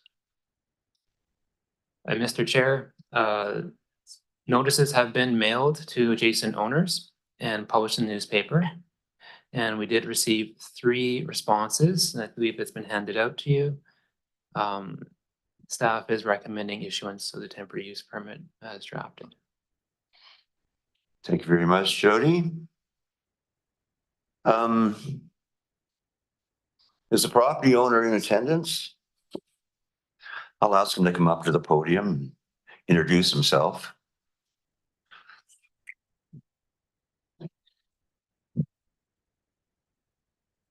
You're on, Ted. Yep. So yes, my name is Edward Little, Ted Little, as those who have been around since the 1950s will know. I'd like to thank the committee for considering my proposal. I hope they would agree that this proposal for Creekbanks Cottage would make us a positive contribution to eco-friendly and ecologically responsible tourism in the Comox Valley. I think the property is rare, somewhat unique in that this proposal offers guests, families in particular, friends, guests, an opportunity to stay on a vacation immersed in nature, accommodated within a character home that echoes back to and harkens back to an era of self-sufficient, independent, small holding family farm living. And also, of course, this is within minutes of the amenities of Courtenay, Cumberland, Comox, our beaches, our mountains, our marine environment.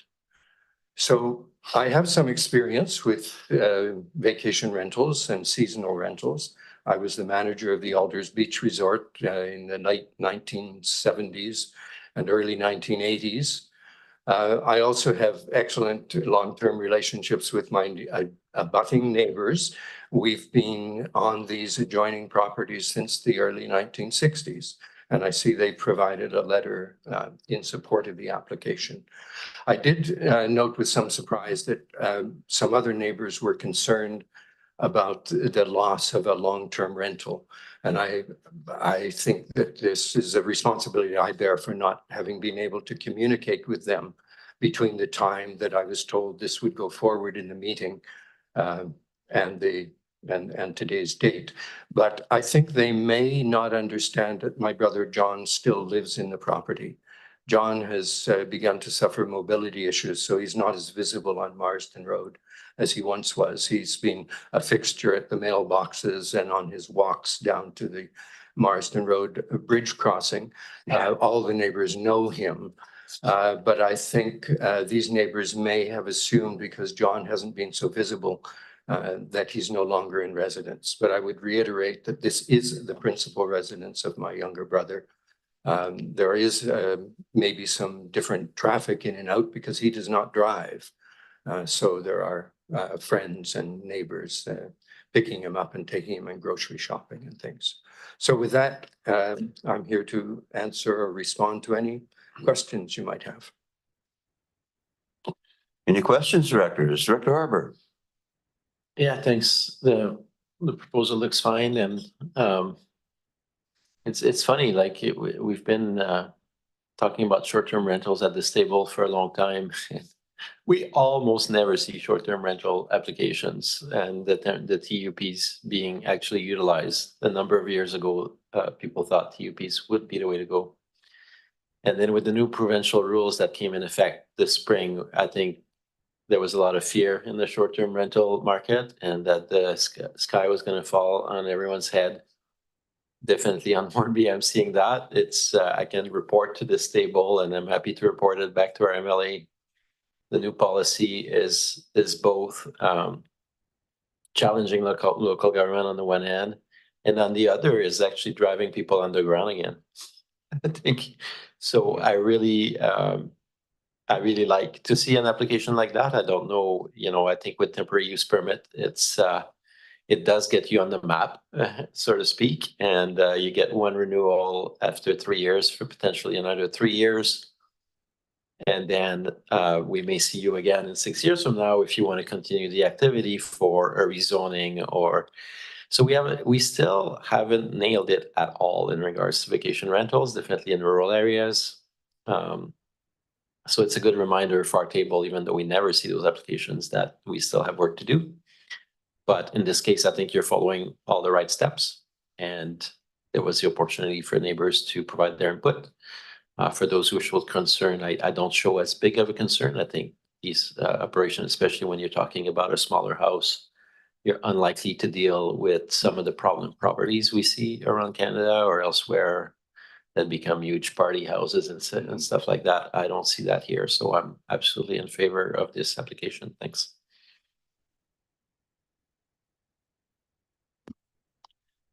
Any other questions of staff or the proponent?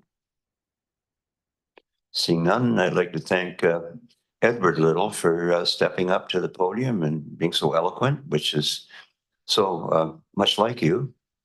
I have to confess, full disclosure, Ted and I went to the same school together back in Lake Trail days. So, and we were both in drama together. So that's why we speak so loudly sometimes. We were trained that way.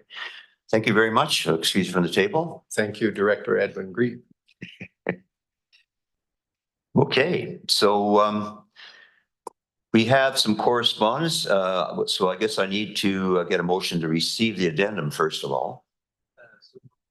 Seconded, all in favor? That carries. And then we're considering the addendum, motion to receive the correspondence from Bob Jansen, Franco and Liana Guillermo, and Chris Zimmer. Okay, very good. So on that, all in favor? Keep you on your toes. Very good. That carries. And then that brings us to the recommendation if you want to move it forward.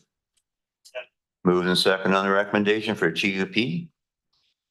Any other discussion? Seeing none, anyone opposed to the TUP recommendation? Seeing none, that passes unanimously. Thank you very much. Moving right along, Area C again, temporary use permit application TUP 3C24 Lake Trail Road for Hilliard for receipt. Move in second on receipt. And over to CAO to Jody again. Yep, straight over to Jody. Thanks. Jody. Thank you very much. So similar to the last one, this concerns a temporary use permit that will allow operation of a short-term rental for the next 3 years. The temporary use permit can add terms and conditions under which proposed use may operate, and these are based on a combination of individual characteristics of the property and what is proposed in the application. In this case, it's a 1 hectare lot developed with 1 house with an attached 1-bedroom secondary suite. The owner resides in the house. The suite has been used for accommodating visitors, the traveling public. And for this draft temporary use permit, conditions in there include limiting the accommodations to only the 1 bedroom, so no expansions. A residency requirement that the owner continue residing on the same parcel. And that screening in the form of fencing or landscaping being maintained adjacent to the residentially zoned neighbor. And if the fencing or landscaping is damaged, that it be promptly fixed or replaced before accommodating a new visitor. Mr. Chair, notices were published in the newspaper and mailed to adjacent owners. And in this case, no written correspondences have been received. and staff is recommending issuance of the draft permit. The applicant, Chris Hillier, is in attendance and can speak to any further questions you may have on this. Thanks. Thank you very much. So the proponents in the house. Once again, we have to grill you. If you could approach the podium, press the magic button, I'll just turn on your mic. There you go. Welcome. Thank you. Yeah, I don't have anything really to add to what Jody said, or what was in our application. We're not actually proposing to do anything different than what we've done for the last 11 years, but I'm here to answer any questions that you might have.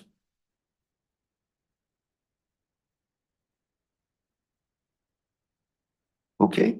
Any questions, Director Arbor, question? No, thanks. I had other comments regarding tourist accommodation out there. I won't repeat them, so it's all good for me. Thanks.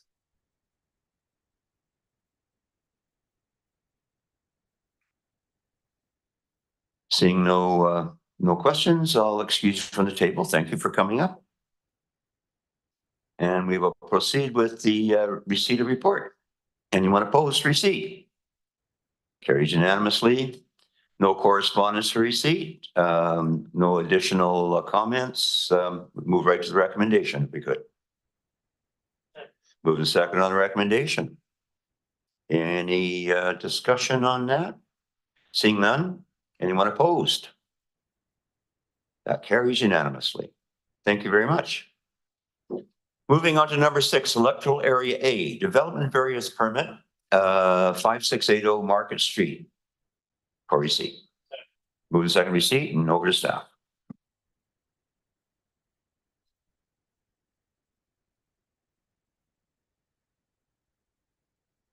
Sorry, Mr. Chair, I think we're on to number 9, if that's correct. Oh, sorry. No, Electoral area, the site-specific floodplain setback for Royston Road.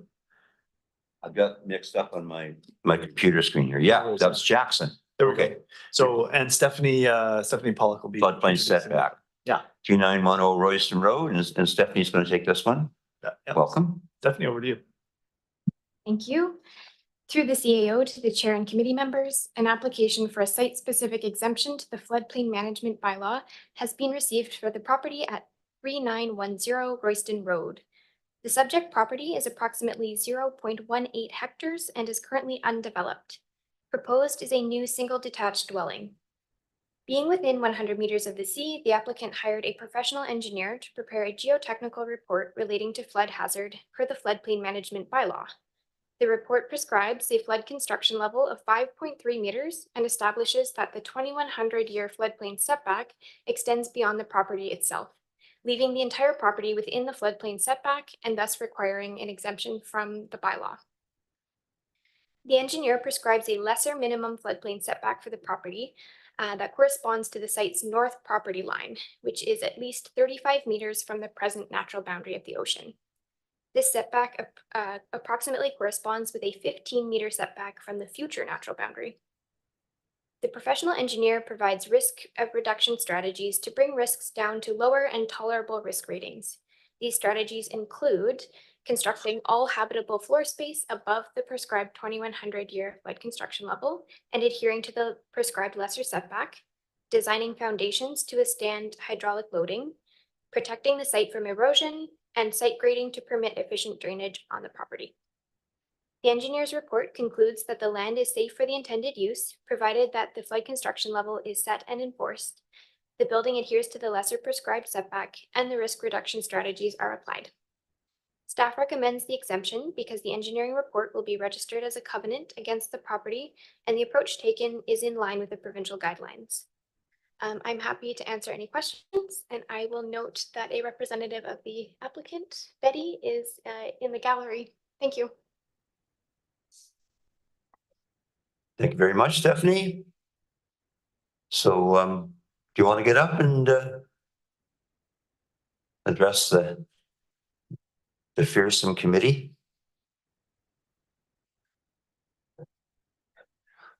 Welcome. That the mics, just pull it down. It's already on for you there. Great. Hi. I'm Betty Carew with Montera Projects. Happy to answer any questions if I can. Thank you. And Director Arbor? Yeah, thanks. This is one of numerous waterfront properties that, since we created our floodplain mapping for ocean rise that we see, and it's funny because we had a really interesting discussion at the time when we produced a report around the various options around ocean rise, one of which is adapt, i.e. in the form and function of buildings. The other was retreat, stop building in those places. Obviously, we're far away from that latter one, but and the third one was, there was a third one. Ignore it, pretend it's not gonna happen.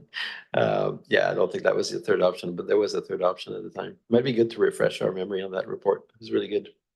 But in regards to the specific allocation, I've been wondering when the site would actually be developed because it's been sitting vacant for some time. And the current policy is, yes, is to get basically the engineers to sign off and to fall back on the province of BC in regards to any liability that the CVRD could incur should there be loss or damage. And so I'm not at a place to change our approach on this, but I think in years ahead, we'll be forced to revisit, in my opinion. So I'm in favor of the staff recommendation. Thanks. Thank you, Director. Any other comments or questions while we have the proponent on the podium? Seeing none, I'd like to thank you for coming up and excuse you from the podium. And that brings us to a vote on report on receipt of report. Anyone opposed? Then that carries and there's a recommendation. Moving second on recommendation. Any further discussion on that?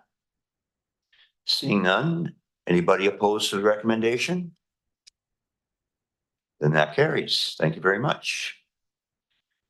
And over to bylaw compliance. We have bylaw compliance delegation of authority, a bylaw update report from July 9th for receipt. Moving second. And over to CAO for introductions. Thank you, Mr. Chair. Amanda Yazinski, our Senior Manager of Building and Bylaw Compliance, will be introducing this update to a proposed update to our delegation of authority bylaw. Amanda.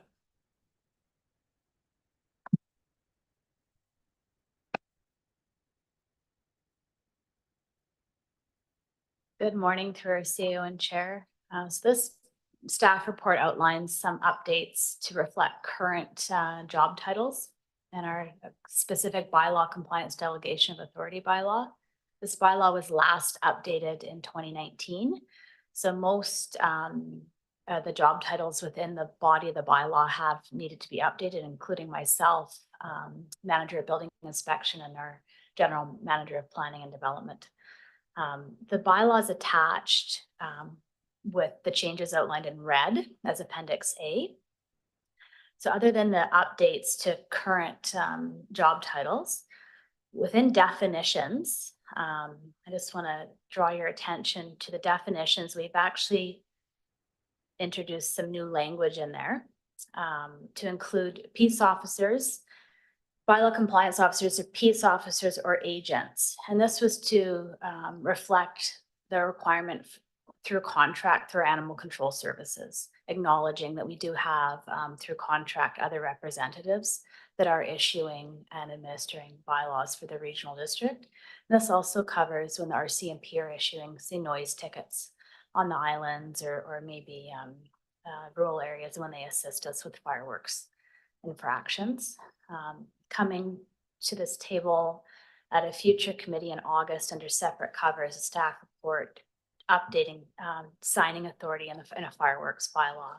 So that these changes in this delegation bylaw had to come first. So there's more to come to update some other bylaws that we use frequently to make sure all our job titles and authorities are current to reflect where we're at with current positions. And I can answer any questions on this one overall. Thanks very much. Getting furrowed brows and looks of deep concern. But no questions. Okay, so moving on to receipt report. Any opposed to receipt? Seeing none, that carries, and there's a recommendation attached. We could move that. Moved and seconded on the recommendation. Any further discussion? Seeing none, anyone opposed? Then that carries. Thanks very much.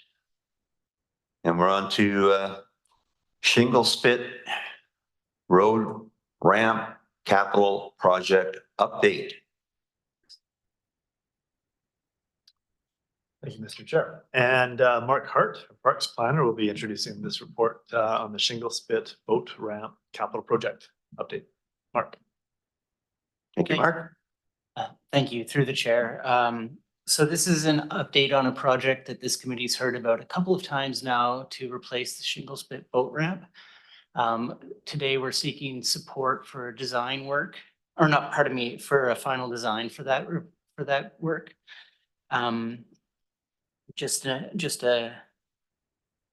quick follow-up or a quick reminder, the project was first proposed back in October of 2023 and was approved by the board as part of the 2024 to 2028 financial plan.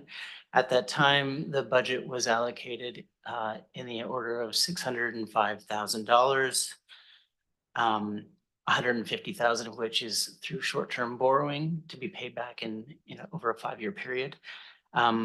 Unfortunately, so we received the design that was attached to this report a couple weeks ago and included in the report. We had an update from our engineer late last week and was unable to amend the report in time. The latest cost estimate for this project is $675,000, so it may require future amendments, but staff's position is that these cost estimates are often, well, they're prepared by engineers, they aren't prepared by the builders, and we'll see what the bids come in at. It may very well be that the contingency built into this estimate far exceeds the existing budget.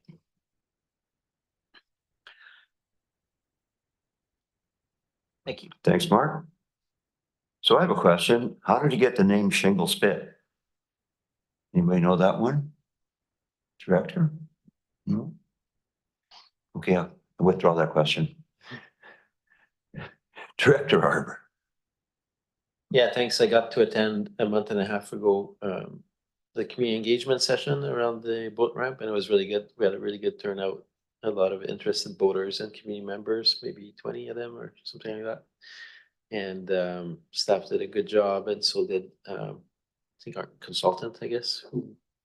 Yeah, on the project. So people were very happy, and they were happy that they were able to also give some of their thoughts on working towards the final design. And I think there's a lot of excitement about the project and a lot of support for it. So really pleased to see it proceed, and it's good to hear from staff that both with contingencies built in, we might come in, and if it's a matter of a few, on a project that size, I think if you come late into the project, once we've received bids and the rest of it, if there's a need for an adjustment, I think that the Hornby Park function should be able to support that, in my opinion. I realize it would still be a board decision, but I wouldn't raise a flag that there's right now that this is a key issue. So thank you for reporting on it.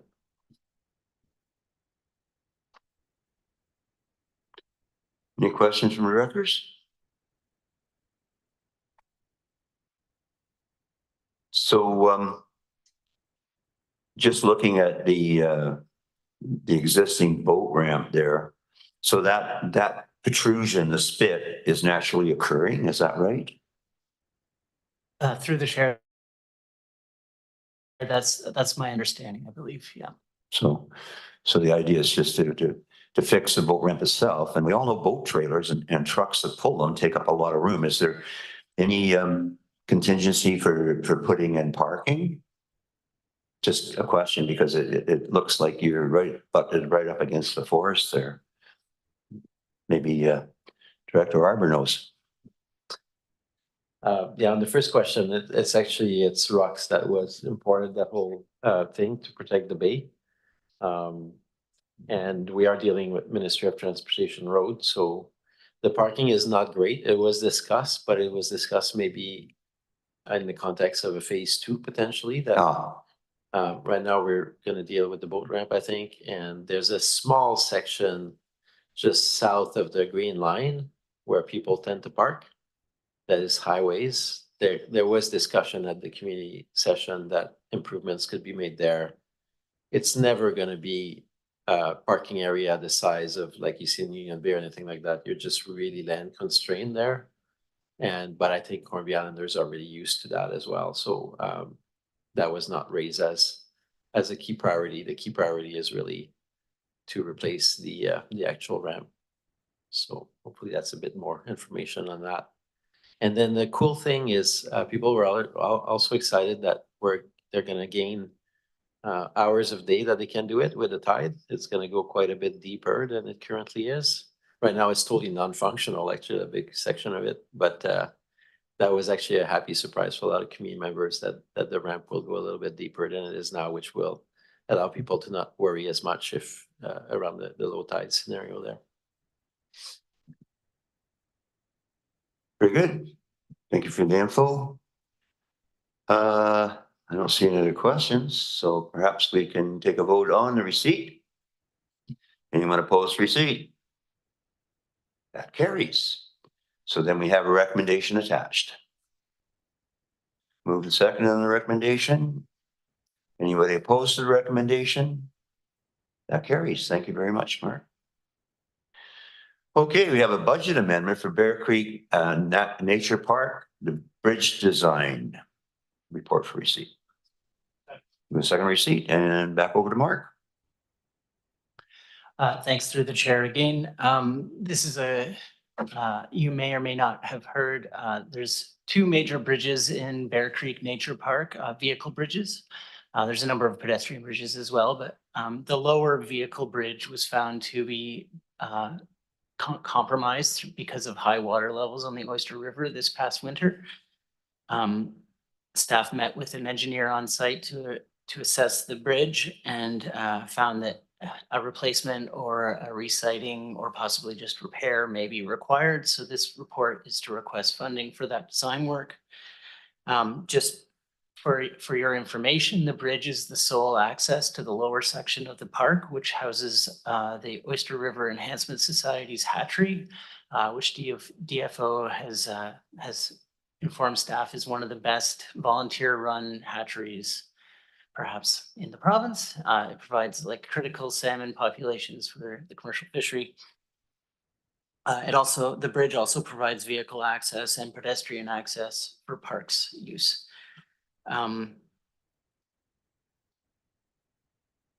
They proposed, pardon me, and since we found that the bridge was beginning to fail, we've upped our monitoring to regular monitoring by the service contractor who's on site on a daily basis and regular monthly monitoring by staff, which is recorded and maintained. If the need be, we could close that bridge and find an alternative access through the northern property. Thank you. Thank you very much. As you probably know, the Bear Creek Park was an eco gift in conjunction with the federal government from the Evans family very early on in my tenure as a director. And I know Patty Evans on that upper bridge spent, I think, close to $100,000 on that one. And then it was gifted to the RD, which is pretty cool. But this one is a lower bridge, and that's what I was thinking. Okay, so very good.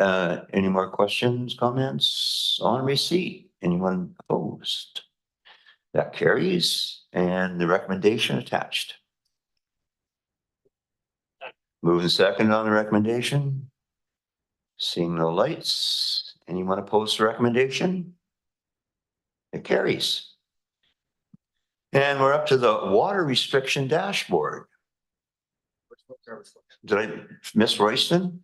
How can you miss Royston? It's just in between Union Bay and Courtney. Okay, Royston Garbage Collection Service Proposal Changes. Over to Vivian. Thanks, Mr. Chair. Vivian Shaw is our Senior Manager of Comox Strathcona Waste Management Services, and will be introducing this report on the proposed changes to the Royston system. Vivian. Great. Thank you, James. Through the CAO to the chair and the CESC committee. This report here is to provide an update on the proposed changes to the Royston Garbage Collection Service Function 366 and to recommend a budget amendment to the 2024 budget to ensure continuity of garbage and recycling service for the Royston community. As you know, the CVRD has managed the service since 2011. The current service here includes biweekly garbage and a collection and biweekly recycling for 1,134 dwelling at an annual rate of $152 per year, or sorry, per dwelling per year. And this contract expired June 30th of this year. We went out to proposal, or sorry, for competitive procurement with the village of Cumberland earlier this year, wanting to be able to get that scale of economy, just given again the smaller size of our communities. Unfortunately, we were only able to procure one or solicited one response from MTR, who is the current incumbent, and their proposed cost increases were significant. They cited a number of operational challenges and constraints and had indicated that they're also shifting towards automated service, as with the rest of the municipalities here within the region. The proposed changes include gradual implementation of weekly organics and bi-weekly garbage recycling, starting in 2026. So we looked at from a background perspective, we looked at the potential move to include organics to improve diversion rates and reduce GHG emissions. Based on our data, we were able to see that there's roughly about 500 tons of material yard waste that's currently being self-hauled to the Cumberland facility, plus another 144 tons of food waste. That's based on the annual average of about 480 tons of material and the audited data that we have from 2017, which indicate there's roughly about 30% of food waste in the waste stream. So all of this equates to taking the yard waste out so that we're not double accounting, the food waste component equates to roughly about 200 tons of carbon emissions equivalent annually if it was collected. And so through the procurement process, we were able to get costing for 3 different options. The first one is to maintain status quo, which is weekly garbage and bi-weekly recycling only. Option 2 is to add organics, either immediately or in 2025. Which will both necessitate an increase in user fees to cover the costs. And then option 3 is to include organics and transition to bi-weekly garbage service in 2024. Based on the amount of education and communication that's required to transition the community to this change, and also based on learned experience from other municipalities, including the ones here in the Valley that transitioned earlier this year. There's significant amount of outreach that we do need to do. So staff is proposing that we maintain status quo, at least for the remainder of 2024, and recommended a budget amendment of $40,484 to cover the increased cost. To be funded by reserves, and then user rate adjustments for 2025 to be considered as part of next year's budget. So this amounts to a user rate increase of $157.32 to $230.32 annually in 2025 under option 1. In terms of strategic considerations, this aligns with the CVRD's goal on environmental stewardship and reducing greenhouse gas emissions. We also, again, working in partnership with the village, who saw similar increases and had to make similar budget amendments last month. This really speaks to the community partnership and also fiscal responsibility in decision making.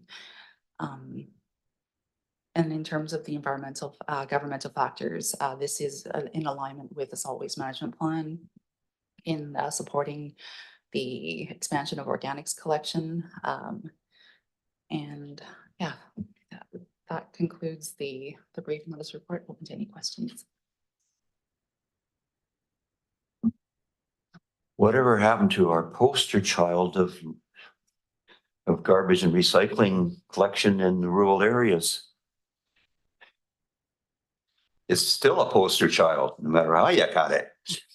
They're $152 annually. I was paying that for 3 months out my way. Director Arbor, I'm sure you got something to chime in on here.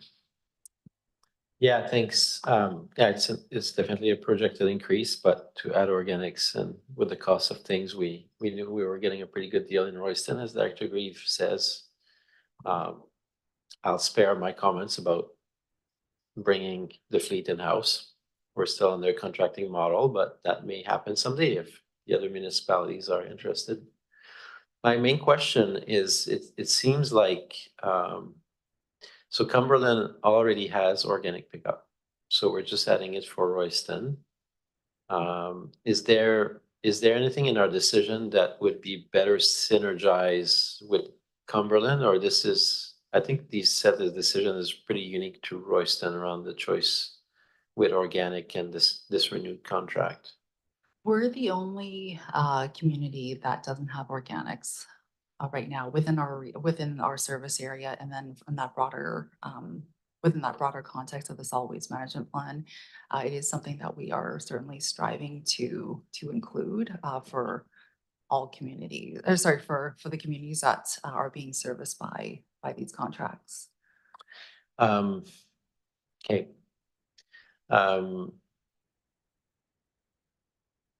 Do we know that Cumberland pays a similar amount per residence? Do we know what residents currently pay for organic? And I realize that they're more dense, so there's less driving involved, but do we have any data? Yeah, theirs was similar to the projected cost that their increase was in the 40% range, but that's with the understanding that they already had the organics collection and they are already on the bi-weekly schedule. So it wasn't necessarily an apples to apples comparison. Right. But the cost is slightly lower based on their density, but it is within the same range. Within range. So that's good for storytelling, I think, when we talk to residents. The last one is I don't see anything around which I've mentioned probably the last 5 meetings, but I've never put any motions or anything like that. Ever since I got reelected, I talked about boundary extension for the service and appetite, even for those couple roads in the Union Bay. And I know staff came back and said, well, Union Bay is a bigger discussion and all that, but I'm still wondering if when the timing will be right to look at potentially adding, extending the boundary south for the Royston service. We already did it with Kilmarnock in 2019, and I know there's lots of appetite in Union Bay for it. And at those, and I think a good time to have those discussions in the community is when we're talking about rates and what people are paying in Royston, and so I'm just wondering if there's been any discussion with the new contract around the potential for boundary extension and what that looks like. We actually have, under our solid waste management plan, under the CSW umbrella, we have our open houses actually in Fanny Bay tonight and also in Union Bay tomorrow. And it's a bigger, broader conversation around access to diversion. But it is certainly a conversation that we want to be able to have within the community to get that feedback, and so that we can get that understanding of the need and also whether it's a depot type operation or if it's curbside or collection right at the end of their driveways. It's certainly something that we are considering, and we do have language in the contract for but future potential expansion.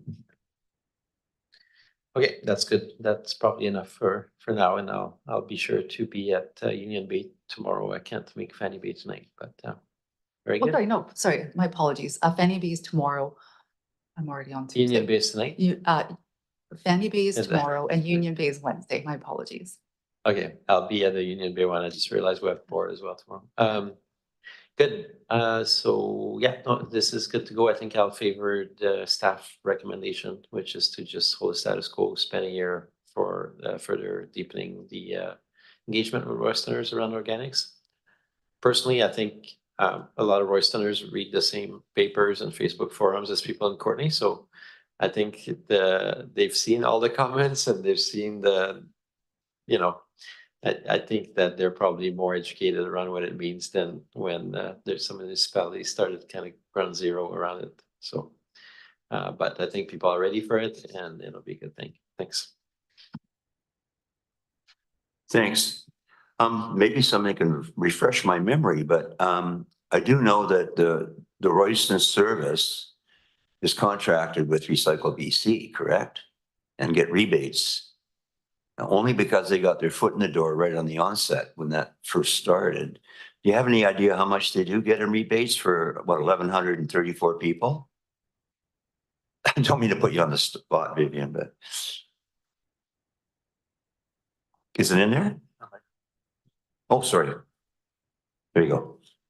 Yeah, for 2024, the rebate from the recoveries from Recycle BC is roughly about 45,000. It works out to around $39 per household per year for single stream collection. If only we could convince the rest of the electoral areas that this is a good deal. Anyways, very good. Any more questions on receipt? Don't see any. Call a question on receipt. Anyone opposed? That is carried. Bring us to the recommendation. Moving seconded on the recommendation. Any more discussion on the recommendation? Anyone opposed? You can go now. It's lunchtime. That carries. Yeah. Let's send it back to staff. Okay, just kidding, folks. This is interesting. Water restriction dashboard for receipt. Move seconded over to CO. Thanks. And I think, well, Mark Rutten's coming to the table. I saw Mike Hirschmiller on the call earlier, but I'm not sure if he's still with us.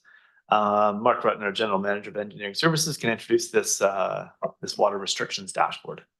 Mark. Thanks, Mark. Yeah, thank you, James, through the CAO and through the chair. So Mike is intending to join us and he had planned to present this item, but he thought he had time to go and check on a leak with his crew and he's not back in his office yet. So he's texted me, he's on his way back and hopefully he'll join us to answer any detailed questions that you might have.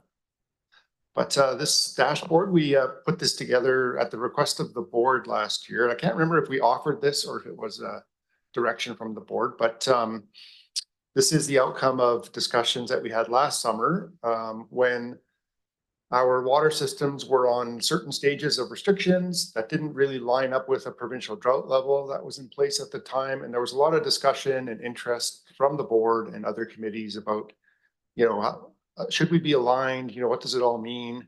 It's very confusing for the public and others. So we've tried to put this dashboard together to provide a snapshot of where the CBRD's water systems are at. And we also do note the provincial drought level here, but this will just help with the conversation if it comes up again. So we can change this, but what we've done is put all of the water systems on one dashboard. So I know that this committee may not be that interested in the Comox Valley Water Committee at this table, but of course you're all represented there on that committee also. And then, you know, kind of vice versa, that water committee may not be that interested in these systems, but there was a Comox Valley perspective last summer and a lot of interest by the water committee to understand, you know, kind of what was happening in the other systems. So here it is. I'll just quickly walk through. So there's a lot of numbers on this report. We really debated, whether we could use green arrows, in the downward direction or upward direction to show positive or negative changes, or, like you might see on a typical dashboard. But in the end, we settled on numbers because they really tell the whole story. So starting with Black Creek Oyster Bay at the top, and I think right off the bat, there's a mistake where it says July 8th, should be June 8th. I'll check that and have that change. But what we're trying to show here is the change in water level from, sorry. Let's check.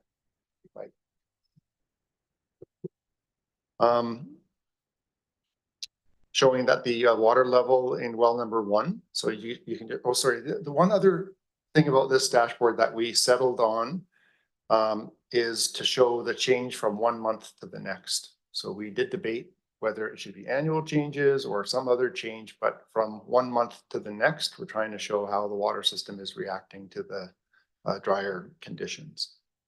So for Black Creek, you can see from June 8th to July 8th, a slight drop in the well level and a drop in the Oyster River flow. And then you can see consumption increasing from June to July. And you can see the peak day also increasing and the peaking factor. Oh, sorry. For Royston, you can see that the Cumberland Reservoir level did not change from May to June. And again, you can see the change in total consumption, peak day, and peaking factor.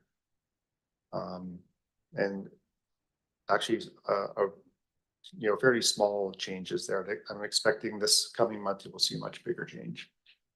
Union Bay, we're showing from the source, we're showing the lake level from the spillway. So measuring from the spillway, so as the level gets lower, the negative number will get larger. Total consumption, peak day, and the peaking factor. So everything increasing, but quite slightly from in that reporting period. And then the last one that we're showing there is Graham Lake. Mike could explain the NA under Graham Lake level, because I know that we do measure it, but I'll have to get him to provide further detail there. And then again, you can see the total consumption, peak day, and peaking factor information. So that's it for the report. I'm happy to answer any questions. I'm not sure if Mike's joined, but I'll try. Well, I like it. It's great. The only thing that might be missing is the total number of connections for each system. Might be helpful. Director Hardy. Thanks, Chair. Yeah, just another comment that I have was it would be nice to see last year's consumption so you can compare it to, on an annual basis, the consumption between June and July is this amount. Last year it was this amount. And then a question with regards to the increase in consumption at Black Creek and Oyster Bay. I'm assuming that, the consumption increases due to tourism, like we start getting into more and more RVs getting on the road and going into the area. So I'm just wondering if that's part of the reason for the increase in consumption or not. Thanks.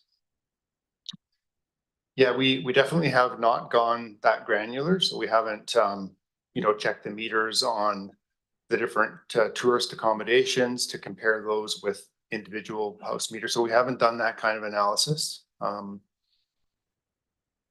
think that's probably one of the contributing factors, but also outdoor water use definitely picks up at this time of year. So that's definitely part of the equation too. But, to answer that more thoroughly, we'd have to do some analysis for sure. After all, we're metered in the electoral areas. Just saying. Director Arbor. Yeah, thanks. My feedback on this is, it is a pretty dry chart. I think for the general public, that would be a glaze over for the board. Somewhat useful, but I really like what Hornby Water Stewardship is doing. They keep doing their graph that kind of addresses Dr. Hardy's comments. In their case, they only look at precipitation, so they don't really look at the reservoir levels, but I'm sure you could replicate a chart, and they do it multi-year. So over 10 years, they have their trend lines over the entire course of the year graphed out.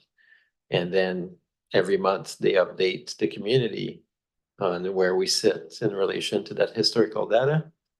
That's pretty useful because then we know if we're in trouble compared to the past or not. So I think that historical is important, and I agree that trending with our water conservation goal, a similar chart. So it's the same numbers, it's just the way they're presented. And when I think about that, because you call it a dashboard, I'm sure there's a, you know, at the lunch table upstairs with Alana all the time talking about how we're going to bring that into the RGS dashboard that we have online, right? So water is on the top of mind of most residents in the Comox Valley. So that's why I'm spending a minute sharing my comments that to turn this data, which is what we need, into something that is more contextualized and more absorbable for the general public would be wonderful. So I won't repeat those comments at the water committee because I made them today. There you go. And still keep it simple. Director Hardy. I just wanted to say, I do appreciate the graphic, the dashboard, and I think it's a great start. So just thumbs up to staff for getting this up and going. Thanks. Yes, Mark, thanks to you and your staff. This is wonderful to have this in front of us after all these years. So on receipt, any opposed? Don't see any. And that's brings us to number 15, but I would recommend that we take a 25-minute working lunch.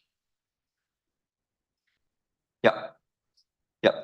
So you can have your seat back for now. We'll just get our food and whatever, and then we'll keep on plowing away. Thanks very much.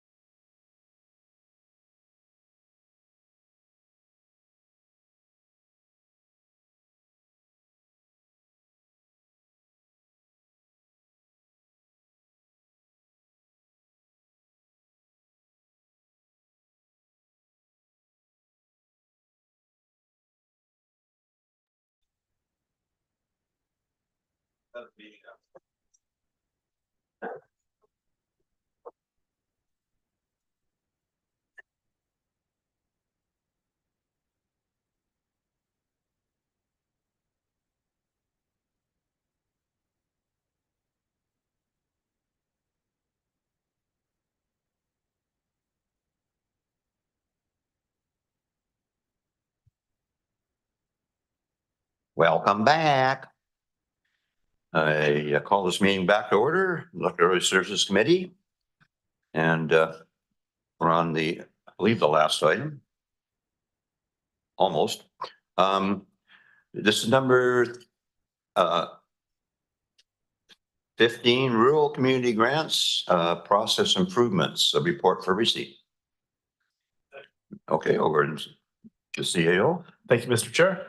Lucy Wichark, our Chief Financial Officer, will be introducing this staff report and the presentation that goes with it, and supported by Doug DeMarzo, our General Manager of Community Services, and Tina Huh, our Acting Manager of Financial Operations. Thank you.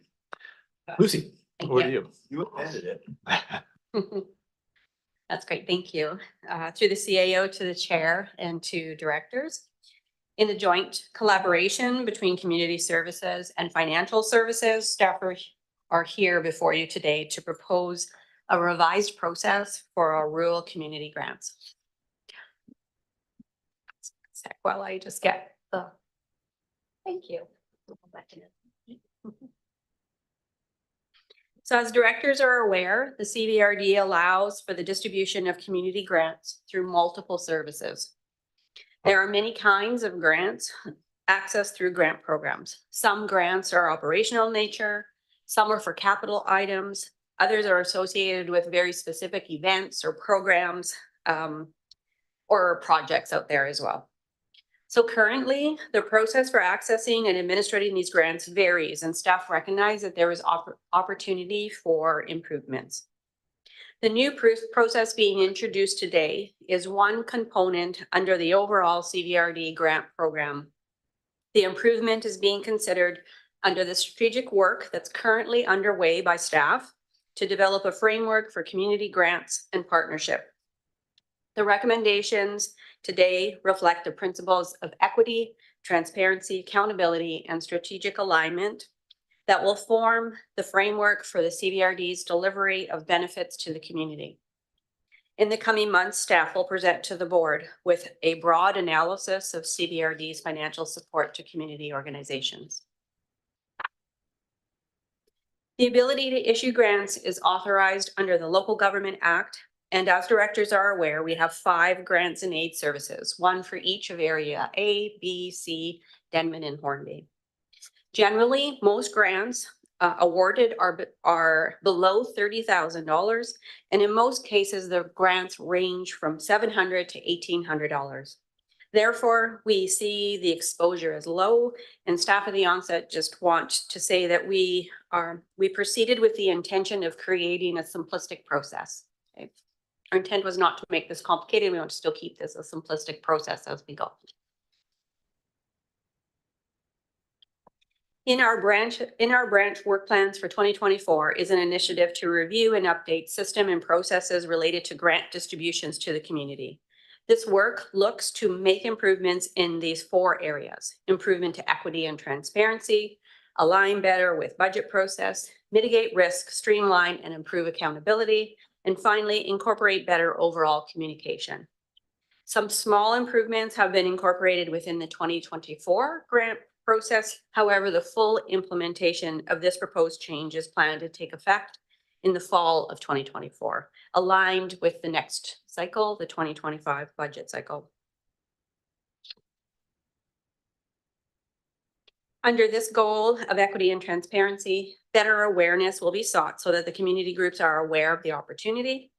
The website will clearly lay out application process and continue to give the relevant details. The incorporation of a documented evaluation scorecard will help with reaching this goal. For example, alignment to strategic drivers will be considered. The formalized scoring will be provided to directors as part of your allocation process. Within your report, the current draft of the evaluation scorecard is included, and there are 3 sections here. As you can see, alignment to drivers is considered, as well as the impact to the community. And the last section looks at the organization, financial accountability, and financial need. Finance is hopeful that this change in dates is acceptable, as we do believe it will make for improved budgets and will see the community groups receiving their funds earlier in the year. The current process sees the application deadline as March 1st of the granting year. Staff are proposing that this be changed to October 15th of the year before the granting year. The current budget process is estimated on the prior year. By receiving the applications in October, the proposed budget can be informed by the application submitted. The EAC allocation process currently takes place mid-year, and we're suggesting that this occur early in the year. I do have a flow chart that's later on in the presentation that I think will help to clarify and bring things together. Just wanted to say that.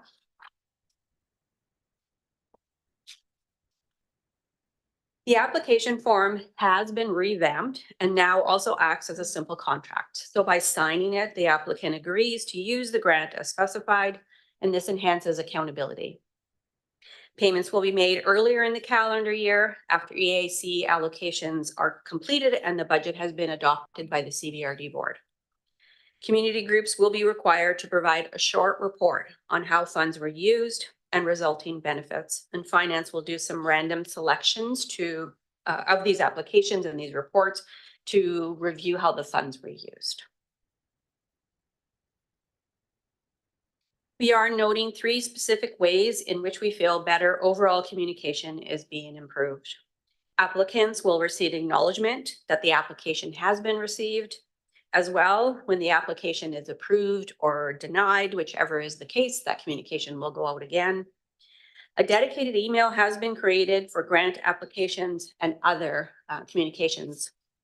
This will help to ensure we are getting back to these groups in a more timely manner and not risk having the communication lost. Here is that flow chart. I mentioned most of the steps I've already touched on. So I just want to speak to this for a few minutes just to help bring things together. Okay. Lots of words on there, but we don't, just going to touch on a few areas. The proposed new process will see that application received by October 15th. This date aligns with our budget process. It also aligns with the budget process that's used by many of these community groups as well, right? They go into their process preparing their budgets in the fall, late fall of the year before for their year's work in the coming year. As I mentioned, the acknowledgement letter will go out once applications are received, and that'll be emailed out. An administrative evaluation committee will score each of the applicants. Each one of the individuals on this committee will do individual scoring, and then they will come together to bring that scoring together and finalize. The results of this scoring will be included with the application and will be posted to the director's correspondence site. EAC will conduct the allocation process as is typically done currently. And then next, once the grant allocations are known, award or denial letters will go out.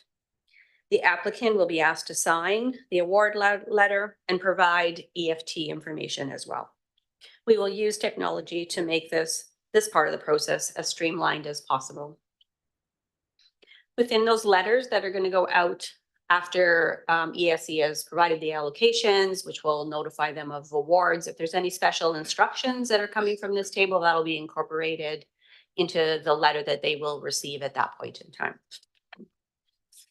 So once we receive paperwork back, finance will proceed with payment. And we are looking, as I said, to move the payment date up and have all of these funds distributed by the end of May. As mentioned, there is a requirement for community groups to report in on how the funds were used and how the event or the program went.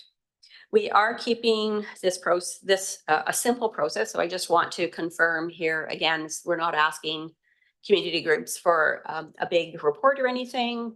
Many of these groups come back the following year and they ask for funding once again. And within the application is a section where they can tell us about how did their event or their funded item go the year before.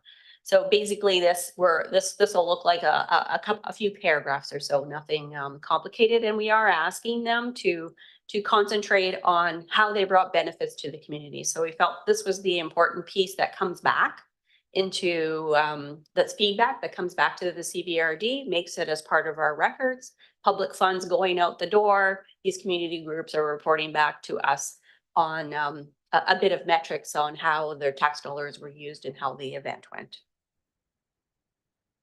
Finance may do some random checking here. We'll just leave that door open, as oftentimes we do, to go back and check on further items if we feel is necessary.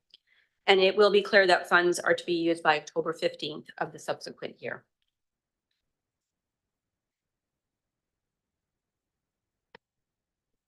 The process used by EASC to allocate the grants, while remaining the same, will be supported by improved information. So we don't, your allocation process, we see it going the same. It's just our intent is to provide further information to you as you make your decisions on where you want these funds to go. As is the case now, the application will be available for the allocation meeting. The scorecard, this is a new element, and that'll be included with each one of those applications. And the staff report will continue to support directors in their decision-making and include summary type information, any other type of pertinent pieces of information that staff feel would be beneficial to directors as you're making your decisions.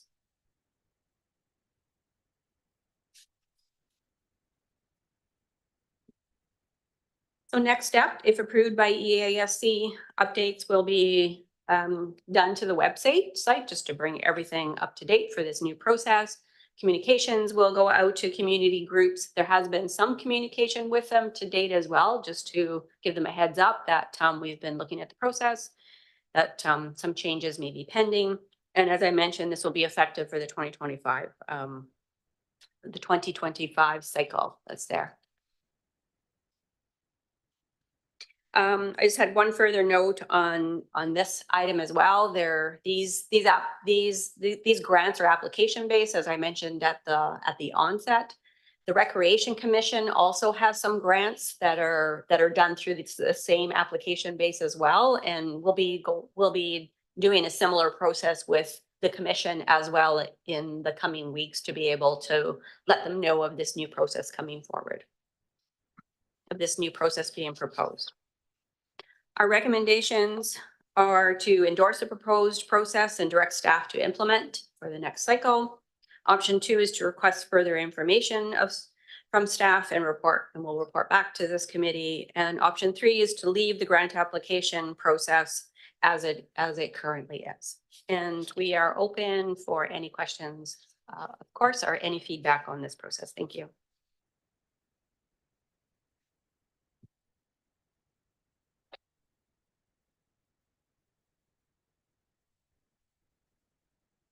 Director Hardy. Thanks, Chair. I'll start. I appreciate the work with regards to the proposal by staff. Question I did have was again regarding, and I think staff may have mentioned the fact that they've sent out notices to previous grant receivers saying we're thinking about changing the system or the process. Just wondering how many folks that staff has communicated with the proposal and what their inputs were.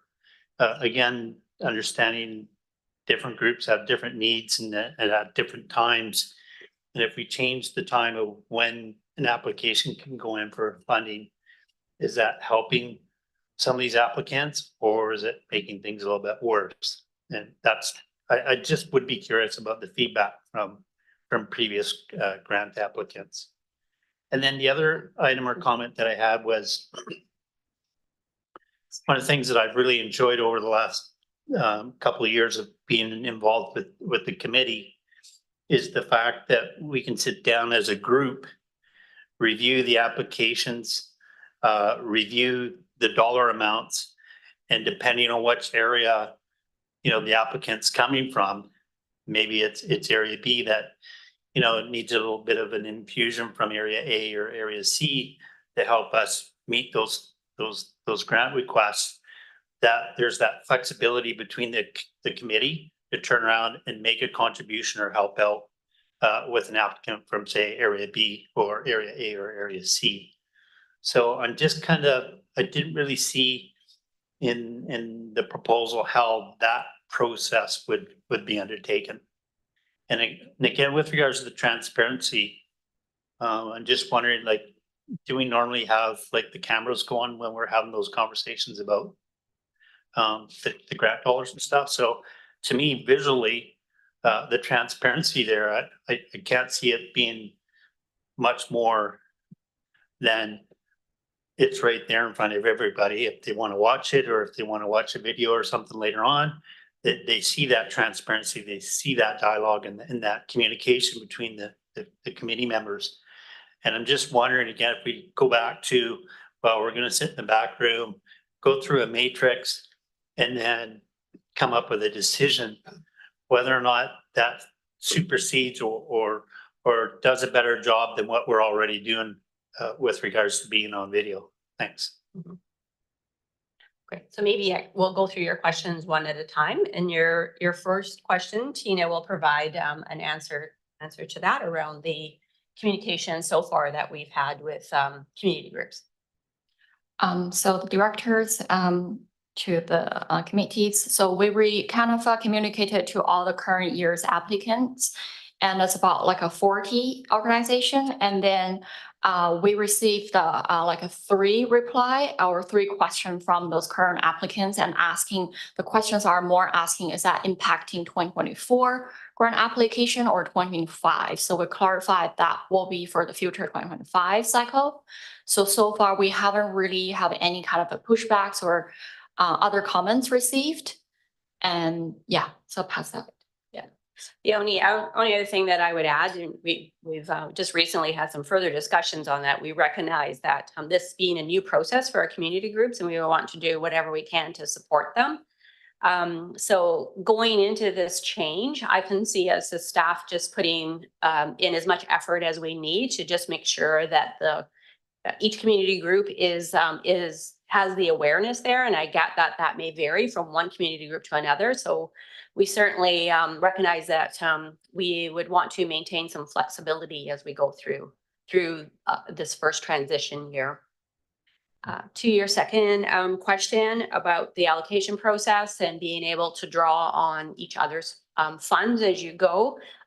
Sorry, I should have mentioned that along the way, but we did not see any change to that at all.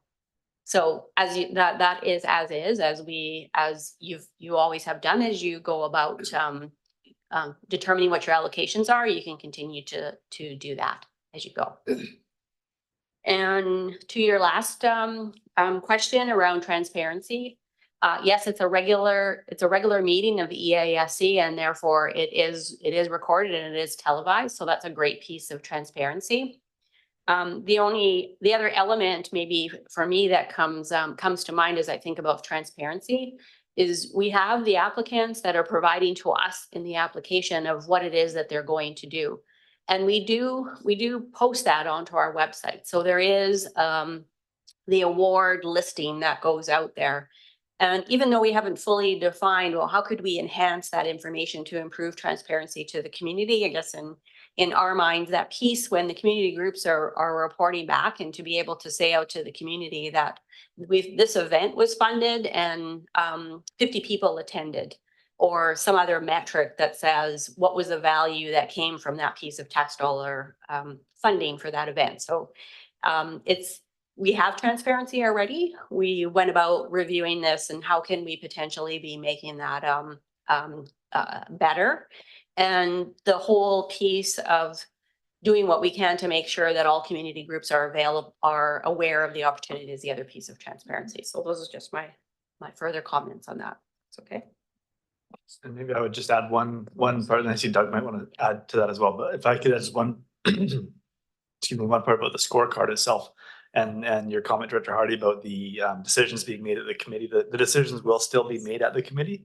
I think what the scorecard does is it allows some of the criteria that are being proposed to be applied against the applications. And so you can get a bit of context and perspective on one application not compared to the other, but on how does that application match up to the criteria that's being presented in terms of where you'd want to have your grant dollars go into the community. So, but the decision still, like Lucy said, would be made at the committee level here, just we feel with the added benefit of having some of that criteria providing context. Sure. Now, Director Arbor. Oh, Doug. Okay, Doug. Thank you, Chair. I just also want to comment on the scorecard quickly. In addition to the CAO's comments, it's also more transparent for the groups to understand when they build their application that we'll be using that scorecard. That scorecard will be in the report for the director's discretion when they discuss that. So transparency kind of goes two ways in that sense. It will help the user groups understand what they're being evaluated on as well, which will form a big part of, well, may or may not form, but hopefully form a big part of your decision making on allocations.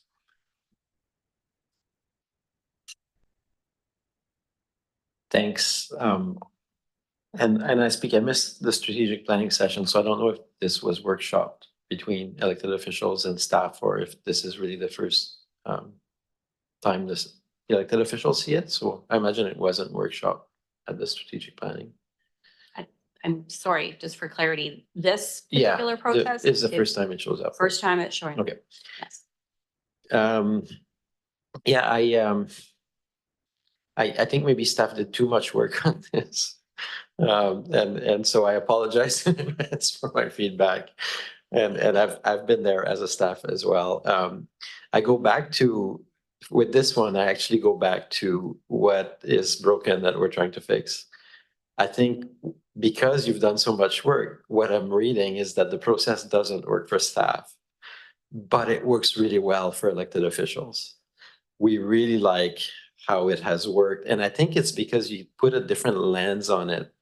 When you talk about accountability and transparency, this is not like operating a grant program in the municipalities. Everybody in my communities knows where the funds have gone and to who this year, right? It's like, there's no hidden thing, like it's very, and you wear it as an elected, and people let you wear it, right? And if there's a project that goes sideways, I own that. If we give a grant to an organization and they do a crappy job, I'll be the first one to hear about it and to pay at election time or whatever it is. So I think that's a perspective staff doesn't have. So when I see the criteria that's been developed, I think of a city like Vancouver or even Courtenay or something like that, where the process is much more anonymous and you develop criteria and scorecards and all the rest of that. I could get over that, but then I got upset yesterday when I was reading it. Because in the criteria, the evaluation criteria really gives heavy weight to our corporate drivers. And our corporate drivers, to me, are corporate drivers. They're things that drive the corporation. So I was having lunch and I was joking with Doug earlier. And I was like, oh, I'm still putting the compost in our garbage, right? In the garbage. We still don't have organic collection at the regional district. So for me, when the board, I was part of that board 6 years ago when we brought the initial 4 drivers, because now there's 5, we added accessibility, but the 4 drivers was a bunch of elected officials, and with Russell at the time, we said, this is what we would like to see the corporation to put its own priorities on. But to me, it's another step to take that and away a 50% factor to community groups, because a lot of those community groups may not have the need, or like we're really pushing our corporate agenda onto our residents by giving 50% weight to our strategic drivers. I do like, so then I de-upset it because I do like the community impact and delivery. I thought that was good. And the organization administration, I thought that was good. So I think, so I have a mixed bag basically today, because I think it's, when you introduce a scorecard, you really start to frame the options of the elected official at the table.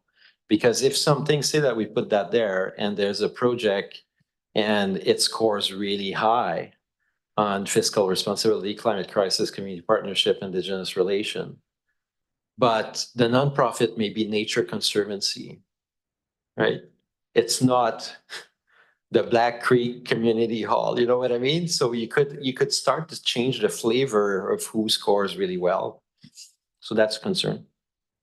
The things I really like, so for today, it'd be like to send back with that feedback maybe, but the other thing I really like the change to the fall and changing the process. So it's really a mixed bag. I like changing the process and to be honest, it will release some of the pressure on the budget and some of our decisions. That's really good.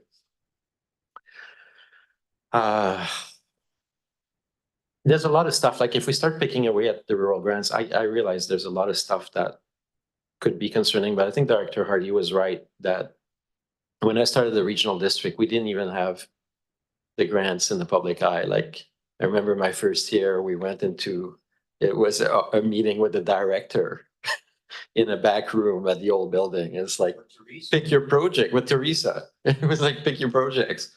What? We're making budget decision? Yeah, and then it'll just be ratified at the board. So there's been improvements. So maybe my only question is, I'm more interested in the staff perspective because I see the output, but what's the thing that is really nagging at you that you really can't live with, that it's been really awkward and makes it difficult in your relationship or organization? Have you had complaints? Have you had organization come back and say, how the hell did we not get funded and these guys get funded? Like, what has been the history that would lead to basically a real, trying to use the right word here, officializing of the process? I'm just gonna answer your last piece around, well, what's broken? And I'm just gonna speak to it from a process and an internal process for us amongst our departments. And maybe Doug, you can comment on historically, have we had complaints from organizations and what maybe hasn't gone so well from a outside agency perspective?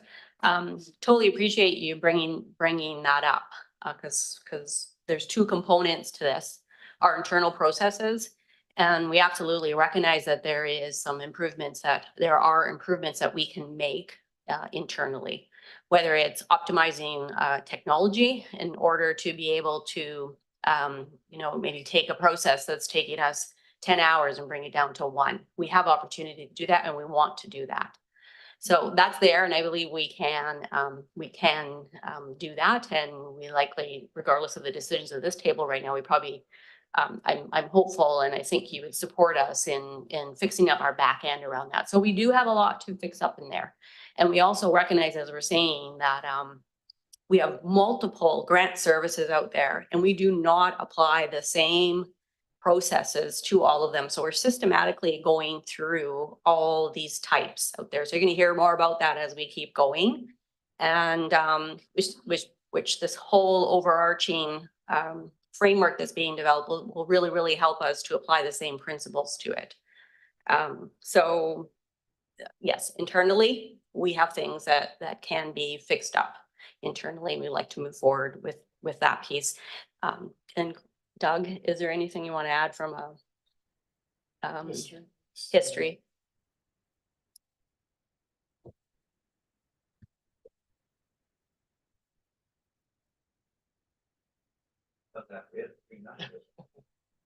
I think one of the main pieces we hear is that they're not approved the full amount or don't get the grant is how can we improve our application? So in some ways, the scorecard kind of balances, here's some ways you can improve, are you meeting most of these objectives is the main one. Couple other things that we want to clean up is the second thing we often hear is the timing of monies often being released in August, sometimes as late as September for whatever reasons. So this brings that all much more forward, especially if they're planning, which most of them do, maybe a summer event or more outreach during that time. And then some of these nonprofits are kind of slower in the fall and redoing other things. So it allows them to have the money up front.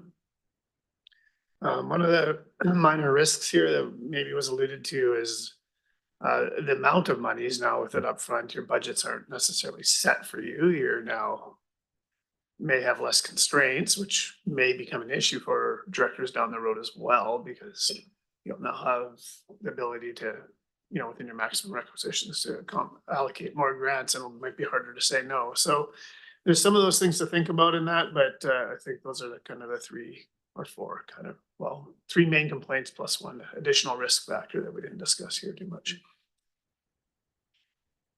I did just have one other comment, and it was in relation to the scorecard and that making it more of a very formalized and process. What I wanted to say to that is that what we do as staff is here to support this table. That whole idea of creating such a matrix is a pretty standard process in issuing grants out to communities. You really appreciate input and feedback if the way that that's structured right now helps you to make your decisions, and that's the intent of that. So if it's too heavily weighted towards drivers, we certainly can take that back. We can make it simpler. However, the intent is to provide you with additional summary information. I think you appreciated the small step we took this last year where we indicated how did it match up with your drivers. So we realize that there's more information that should come to you, and we want to provide that to you. So that can be as big or small. And we also talked about in our group that it does not have to be us internally that do that. We can provide the scorecard to this table as well, and that can be done by each one of you as directors as well. So just appreciate feedback on that. However, we felt that maybe there's quite a few applications and that'd be a lot of work for you. So hence why we went to the place. Shall we take a stab at seeing how this relates to set criteria and provide that out to this table, and then you can further make your decisions. Director Hardy. Thanks, Chair. So and again, I appreciate the work and the effort, and we're having great conversations and debate about this particular item. I guess when we're doing this evaluation criteria, one of the questions I have is who's doing this evaluation? Is it staff first and then the committee, or is it just the committee? And again, I guess my concern again is with regards to the interpretation in the evaluation of some of the criteria. And for example, I use the one with regards to level of public benefit, access, and participation. And I guess the concern that I have is when we start looking at trying to define or score that or give that 6 points, and we're going against an application from Denman Island, and we're going against an application from the city of Courtenay. And understanding that, the benefit to the city of Courtenay with a population of 40,000, whatever the population is for the city of Courtenay, in comparison to the population of, say, Hornby Island. And we're now trying to compare apples to apples and oranges to oranges and going, well, the application on Hornby Island is going to benefit maybe 200 people, whereas the benefit to the city of Courtenay is 20,000 people. Are we using that when we're doing this evaluation? And that's my concern here. And we've seen it in other instances at the CVRD board table, no disrespect to the city of Courtenay, but we've heard this with regards to, well, that's not really providing a tangible benefit to the city of Courtenay, and consequently we can't support X amount of dollars going towards area A for the South Sewer Conveyance project, as an example, or up for a project in area C or B, or even the town of Comox. So these are some of the things that I'm just a little concerned of when we start looking at the eligibility criteria, scoring it, and then who's scoring it.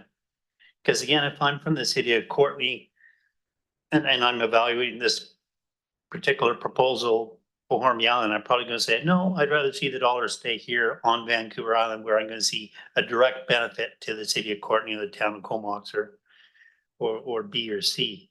So I guess that's the question that I have here. Is who's doing this evaluation, and based upon that evaluation is the interpretation, right? And depending on who, I mean, some of these organizations are pretty clever. They have great staff that are able to turn around and submit an application. And I look at this report and I go, okay, I can take this box off, this box off, this box off.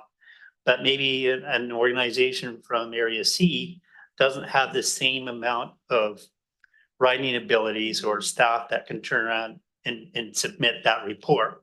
And consequently, again, based upon interpretation, based upon this scoring, everything's gonna tick off the boxes for James's organization, but maybe for Edrin's organization, that they don't get that grant dollar because their staff didn't have that ability to have the writing skills to turn around and tweak this application to acquire everybody's taste or attract people's attention. So those are just some of my comments. Thanks.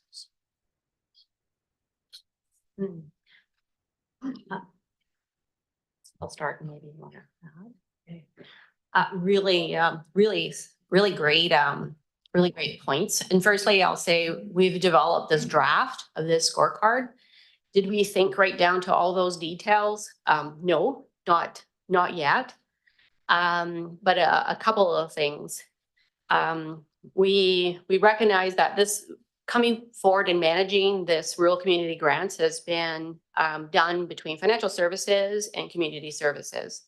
So we felt that a group coming together, as opposed to historically we've had two people that really just look at the applications, that getting the opinion of 4 or 5 in this committee is better, because then you're bringing all different viewpoints, right? And in your specific example about community benefit on Denman, as opposed to the city of Comox or Courtney or one of your other areas, I think that the evaluators should take that in context of where it's going to be. So I don't think that we would be unfairly scoring community group in Denman as opposed to one in area C that may have this grander this grander reach in the number of participants that they could have.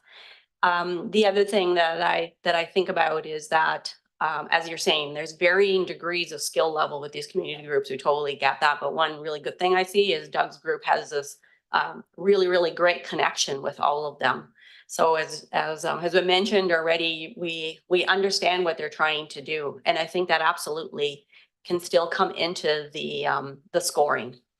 And the scoring is only once the scoring is done and it comes to this table, it's only one component, right? You as individual directors, you likely would know even more, and that could be adjusted. So it's a starting point and can be adjusted as you feel necessary as you go. Is there anything else you want to add? Very good. Okay.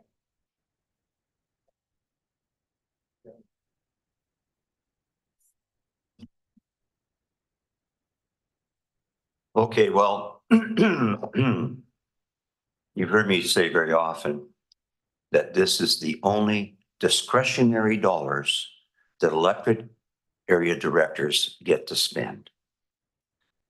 Too often, we see we hear the great sucking sound of money leaving area C and going south. We look at our rebuilding communities, look at our community works. I know in area C, out of our 4.4 million community works money, over $2 million went south. Our community grants, 34.5% of that went to projects that benefited the greater region, i.e. the municipalities. We got, we're talking about area C here, that the total money that area C gave out in rural community grants turns out to be, what is it? 0.000085 of 1%. of our $150 million capital budget. So it's not breaking the bank, first of all. I think that too often, it's much like when I was chairman of the, or what they call it, the jury duty, when I had to be the chairman of the jury. And the judge kept sending us out while he listened to evidence to determine whether or not we get to hear it. So too often, I think there's some of these things are designed with a predetermined outcome. With the greatest respect, it ain't broke, don't fix it. I really think that Director Arbour was quite right. We've got, you know, I mean, like I said, I can go on and on and on, but I do think that if you're going to put in drivers, strategic drivers, when you're talking about electoral areas, some of it should be the strategic drivers around rural values, rural concerns, country focus, benefits to the rural areas.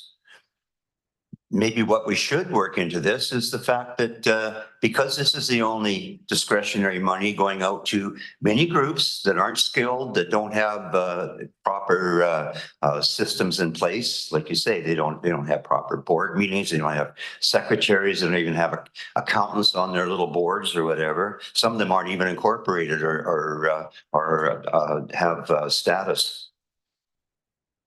But I do think that you know, the whole system maybe should be revamped to be grant funding for programs and associations and initiatives with the rural impact.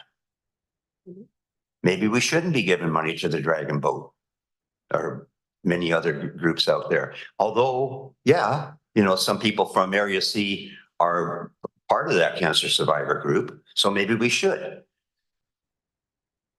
But I do think that those decisions, you know, and another thing too is you start talking about deadlines and everything. What about all the emerging issues that come at us when we need to give a grant? Like right now, we got the Black Creek Food Bank without any money, and they're not being supported by, you know, our usual mechanisms in the regional district.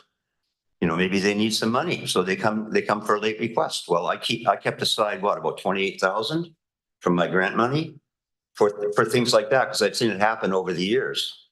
Where we at? Area C, there we go. Yeah, I've got $18,674 in the kitty for that kind of contingency.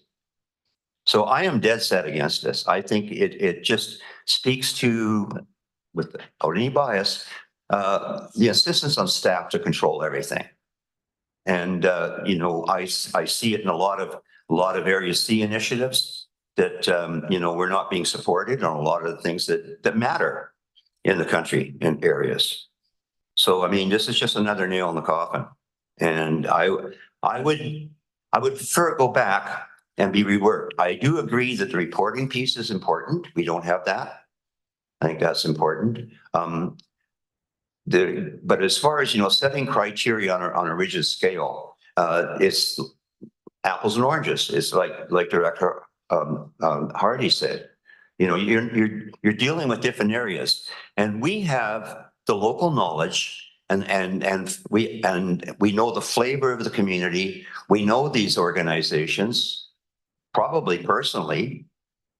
You know, whereas if you put the big corporate hammer on it, it's just another chance for staff to direct where the tax dollars go. And like I say, very little of it stays in the country as it is. So I will not be supporting. I would support it going back and maybe being reworked to, if this be be supported by the other directors, if it maybe goes back and it comes back as basically mainly focused on rural initiatives, then I would support it. But I'm sorry, I've just been at the short end of the stick for too many times on too many services, and this is the only thing. What did I give out? $128,000. Yeah, I mean, how much do we pay for lunch over the years? Thank you.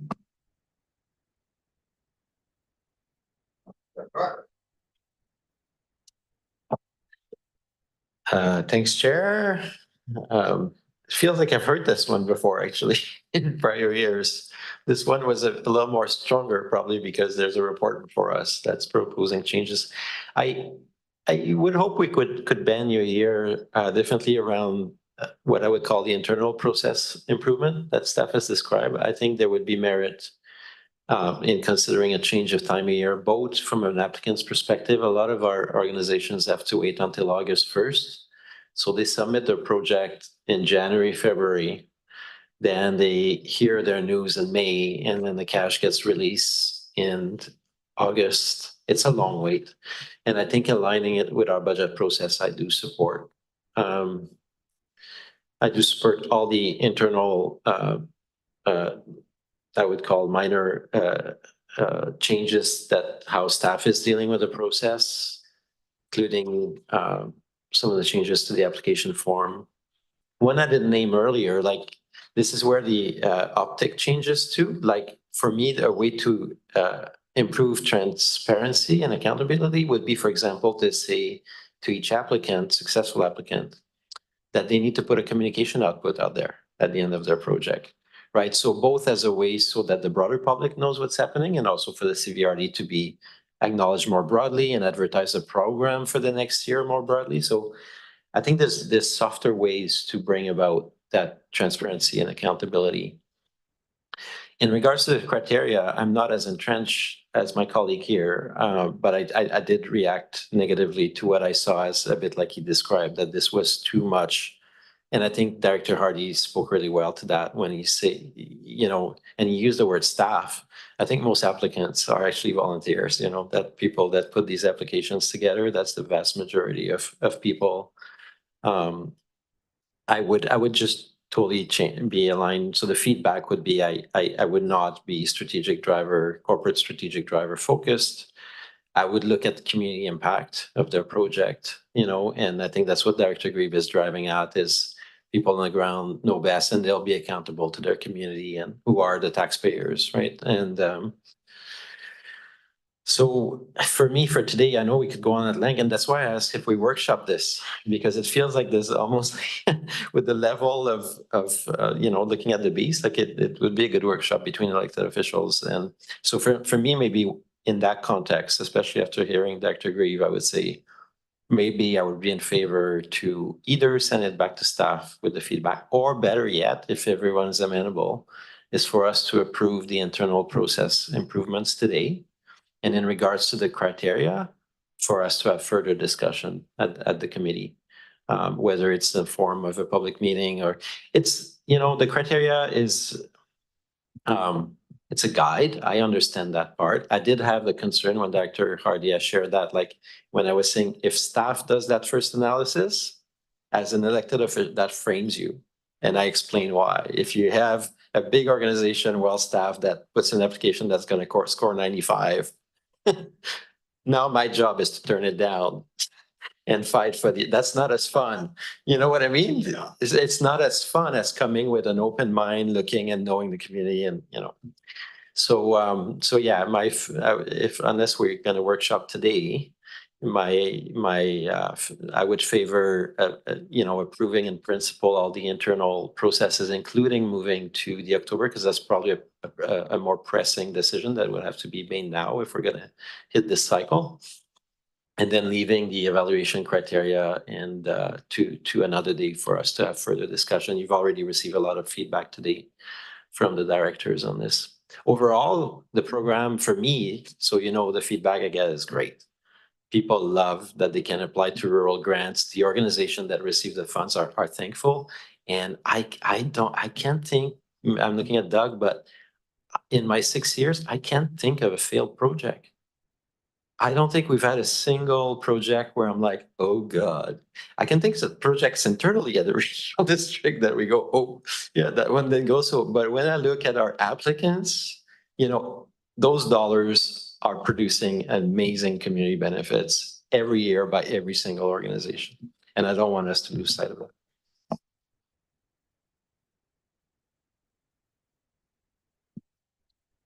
Lucy, you got more? A couple of things and maybe James, if you want to summarize in the end, and those are, I'm not aware of projects that have failed out there either, but one of the things that we were charged with improving on is our internal record keeping. So can we pull up and say, oh my goodness, those people didn't do this out there at all? We can't. So that's part of what we need to be improving internally, is making sure that we got that circle back. So I believe you're supporting that. And just so if I can summarize, and appreciate taking an agile approach to this and being able to move forward with some of these pieces. If you're good with aligning and changing the timelines that we're going through, that would be really good. We really like aligning this with our budget better. And I hear support for the reporting, because that can feed into us bringing greater awareness to the community on how the funds were used, allows us to close the loop for ourselves, as I was just saying. The scorecard was for this committee. We can eliminate that for now.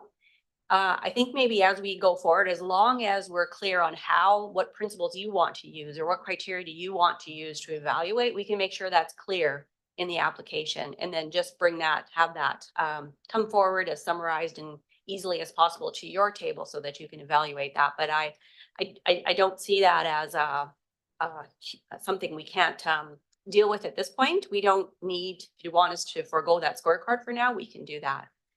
And Director Grieve, just to your comment about potentially we should be moving these dollars that are purely for rural. I think that conversation will continue as we move forward, and you have that whole overall framework for community partnership and the analysis that's being done on the grants overall. There'll be further opportunity to talk about that, because what's being funded through your grant services right now is many different types, right? Whether they're social or whether they are for projects or whether they are for capital. So there's many needs that are being addressed, and maybe, and sometimes they're not just about just in your particular area, right? They're for the benefit of the whole valley. So those are my final comments. Director Hardy. Thanks, and thanks for your comments here, Lucy. I think you kind of summarized what it was that I was thinking with regards to. Again, I get and understand the criteria and the scorecard, but perhaps in the application process itself, that criteria that we have in the scorecard is maybe that's something that's inserted into the application. So again, the applicant saying, with regards to the CVRD drivers, we believe this application addresses, equity and diversity. It addresses Indigenous, it addresses fiscal responsibility, and then scrolling down to what are the bigger benefits? How is this benefiting the community as a whole in that application? If that question's put forward to them, then they can turn around and put that information in there. So to a certain degree, they're filling out the scorecard for us, is I guess where I'm going with that. I think that's what you're kind of identifying there towards the end of your comments there. So I would be in favor of something like that. And then going back to Director Arbor's comments with regards to, part of the application or part of the approval process is, again, at the end of the day, here's what the dollars went towards with regards to this particular project. We completed the project, and here's the tangible benefits. And again, going back to that evaluation in the application or in the scorecard, here's all the boxes that we ticked off. We did achieve this, and this.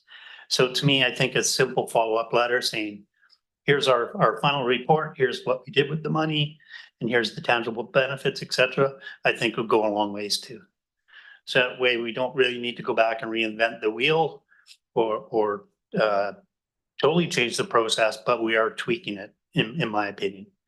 So long story short, with me summarizing my comments, I guess if we're looking at options 1, 2, or 3, I would think that based upon the discussions that we've had with staff today, that maybe number 2 might be an option that I would probably lean towards more so than leaving number 3 alone or going with option number 3.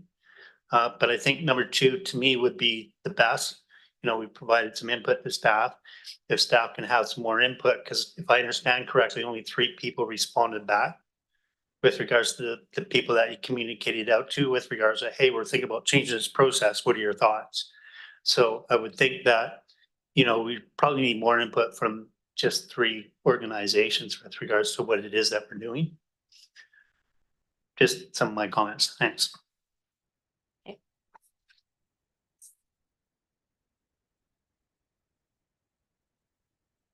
Director Robert?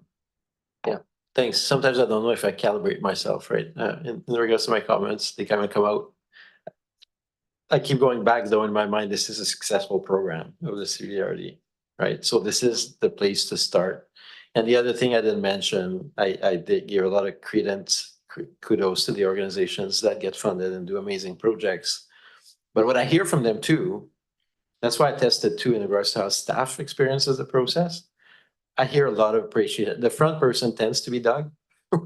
With a lot of those community people love Doug. I don't mean that as just at the table just for fun, but they feel that he's very straight up and helpful in his solution building.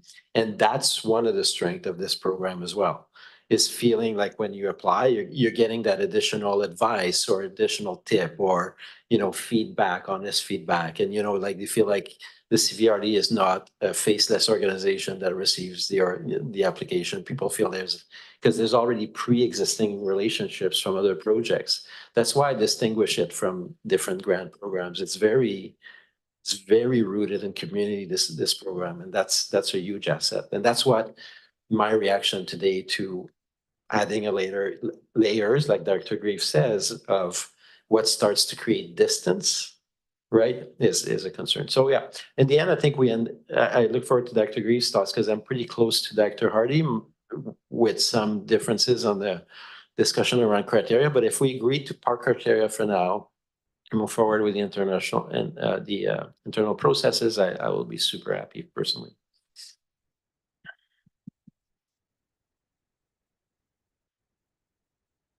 Well, yeah, my caution here is that you have to understand that there are a lot of subjects that we have to discuss at this table where we don't agree. Obviously, we have different responsibilities and obligations to our communities. But this one here encourages team building. This has been extremely important on building that sense that we're all in it together, because we trade money that we can do without having to ask permission from the teachers, the powers that be. We do this on our own, at our own speed, in our own way, with our own understanding of our communities. And I don't want to lose that.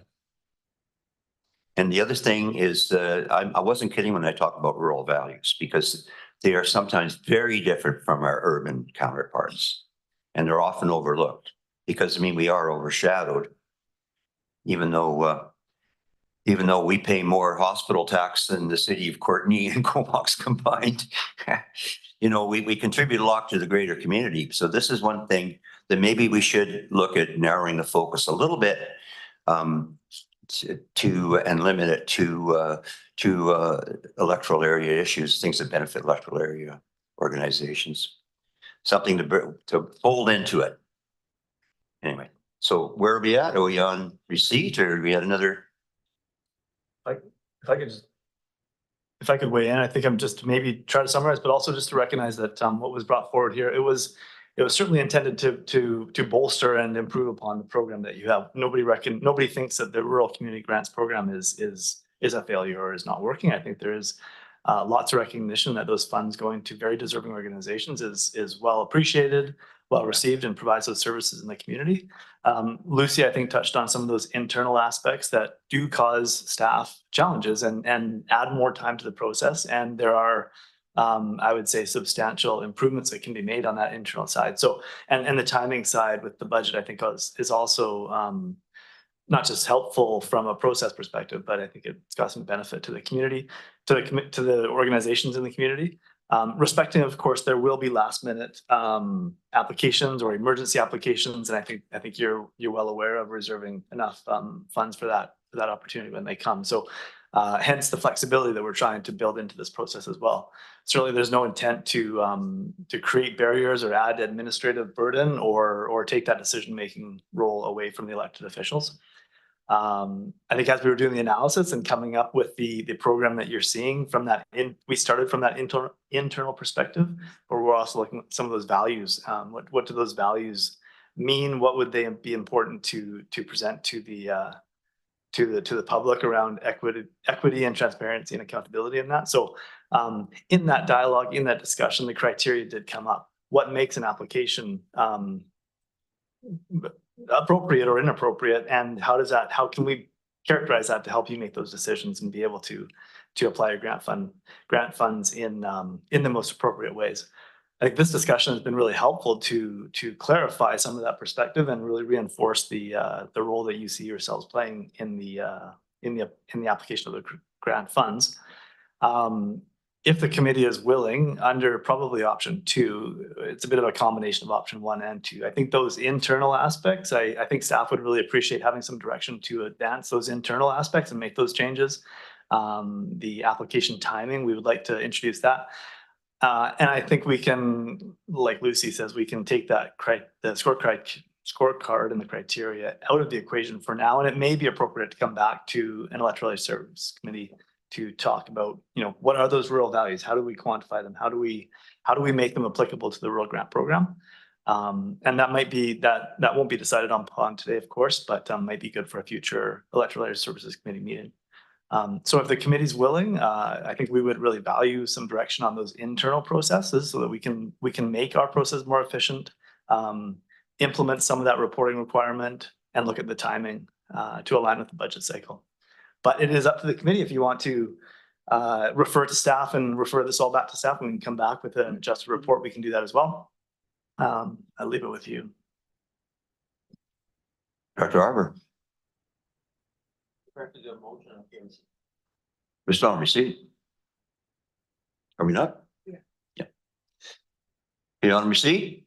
Anyone opposed? That carries.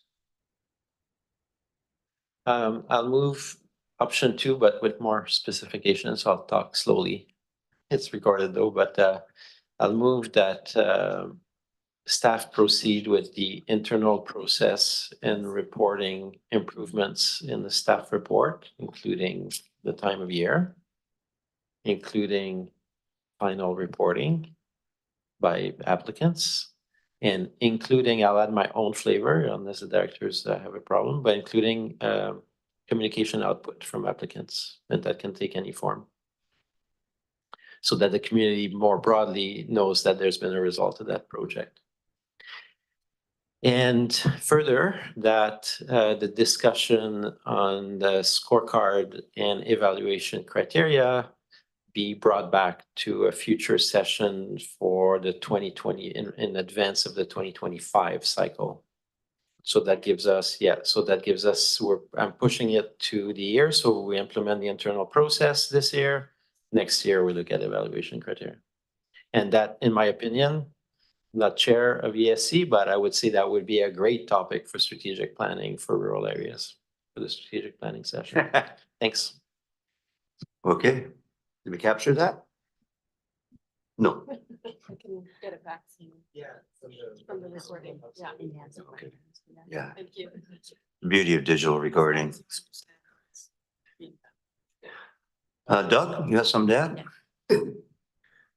Just with regards to that, I think one thing to look at is the application questions and to get confirmation whether that's kind of internal development that you foresee, Director Arbor, as I think a lot of the discussion revolves around those 5 questions, especially around what Director Hardy alluded to. We just need clarification whether that's the internal process you want to see proceed as that minor change in those 5 questions on the application grant.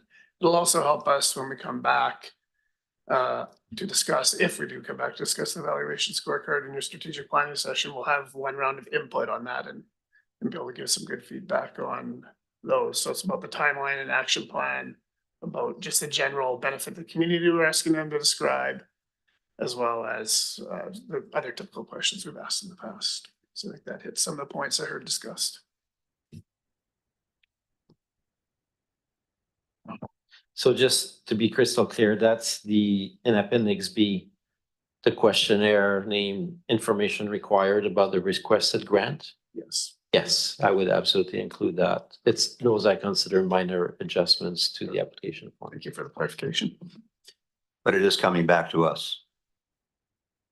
This one, I would say just they implemented for this. So my motion is that we proceed with the October call. Did you read Yeah, I the believe the information? rest It's very minor changes in my opinion. So I would include it.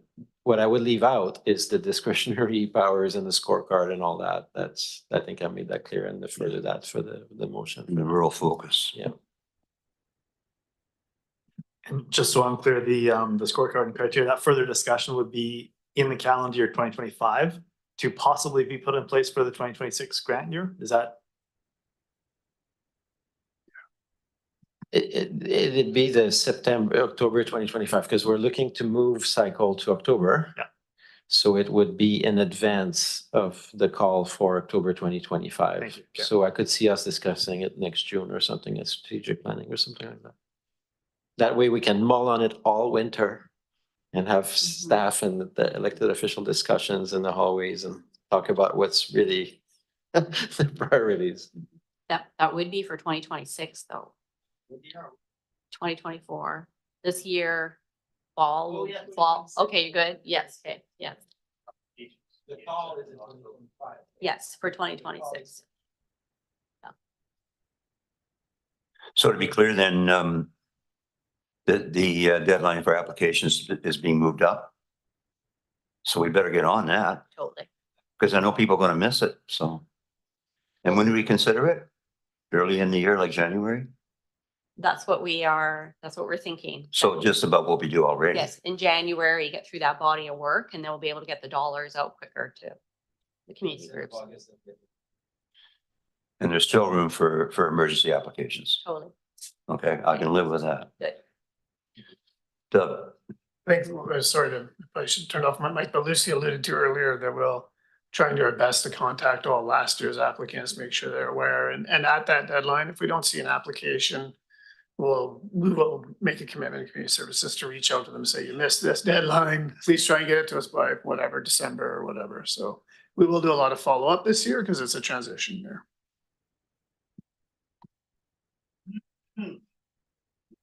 okay. One more, Director Hardy.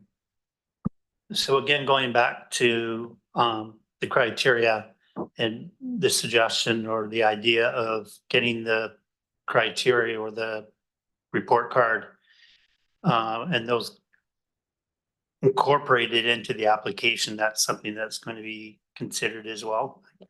If we're going to go with this process and start in October, that those questions are put into the application.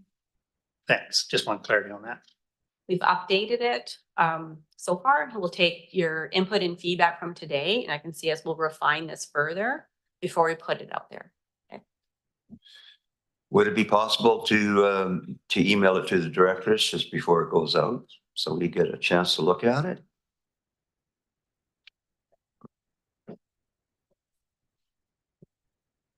All right, so on receipt, we do receipt now? We did, didn't we? So we're still discussing. So we got the option. It's number 2 with caveats. We did the motion, so we just got to actually vote on that. It's just getting straight what exactly it meant. You got to second it? Did somebody second it? No. No, see, Richard seconded it. Okay, so anybody opposed? Then that carries. Thank you very much for your patience and understanding. It's a different kettle of fish, you know. All right, and I think we just, there's nothing else in there except no media questions. Anybody here from the media? No, jeez, that's unusual. Okay, we're going to have to kick our APC member out as we go into in camera. Thank you, Mr. Gordon. Nice to see you.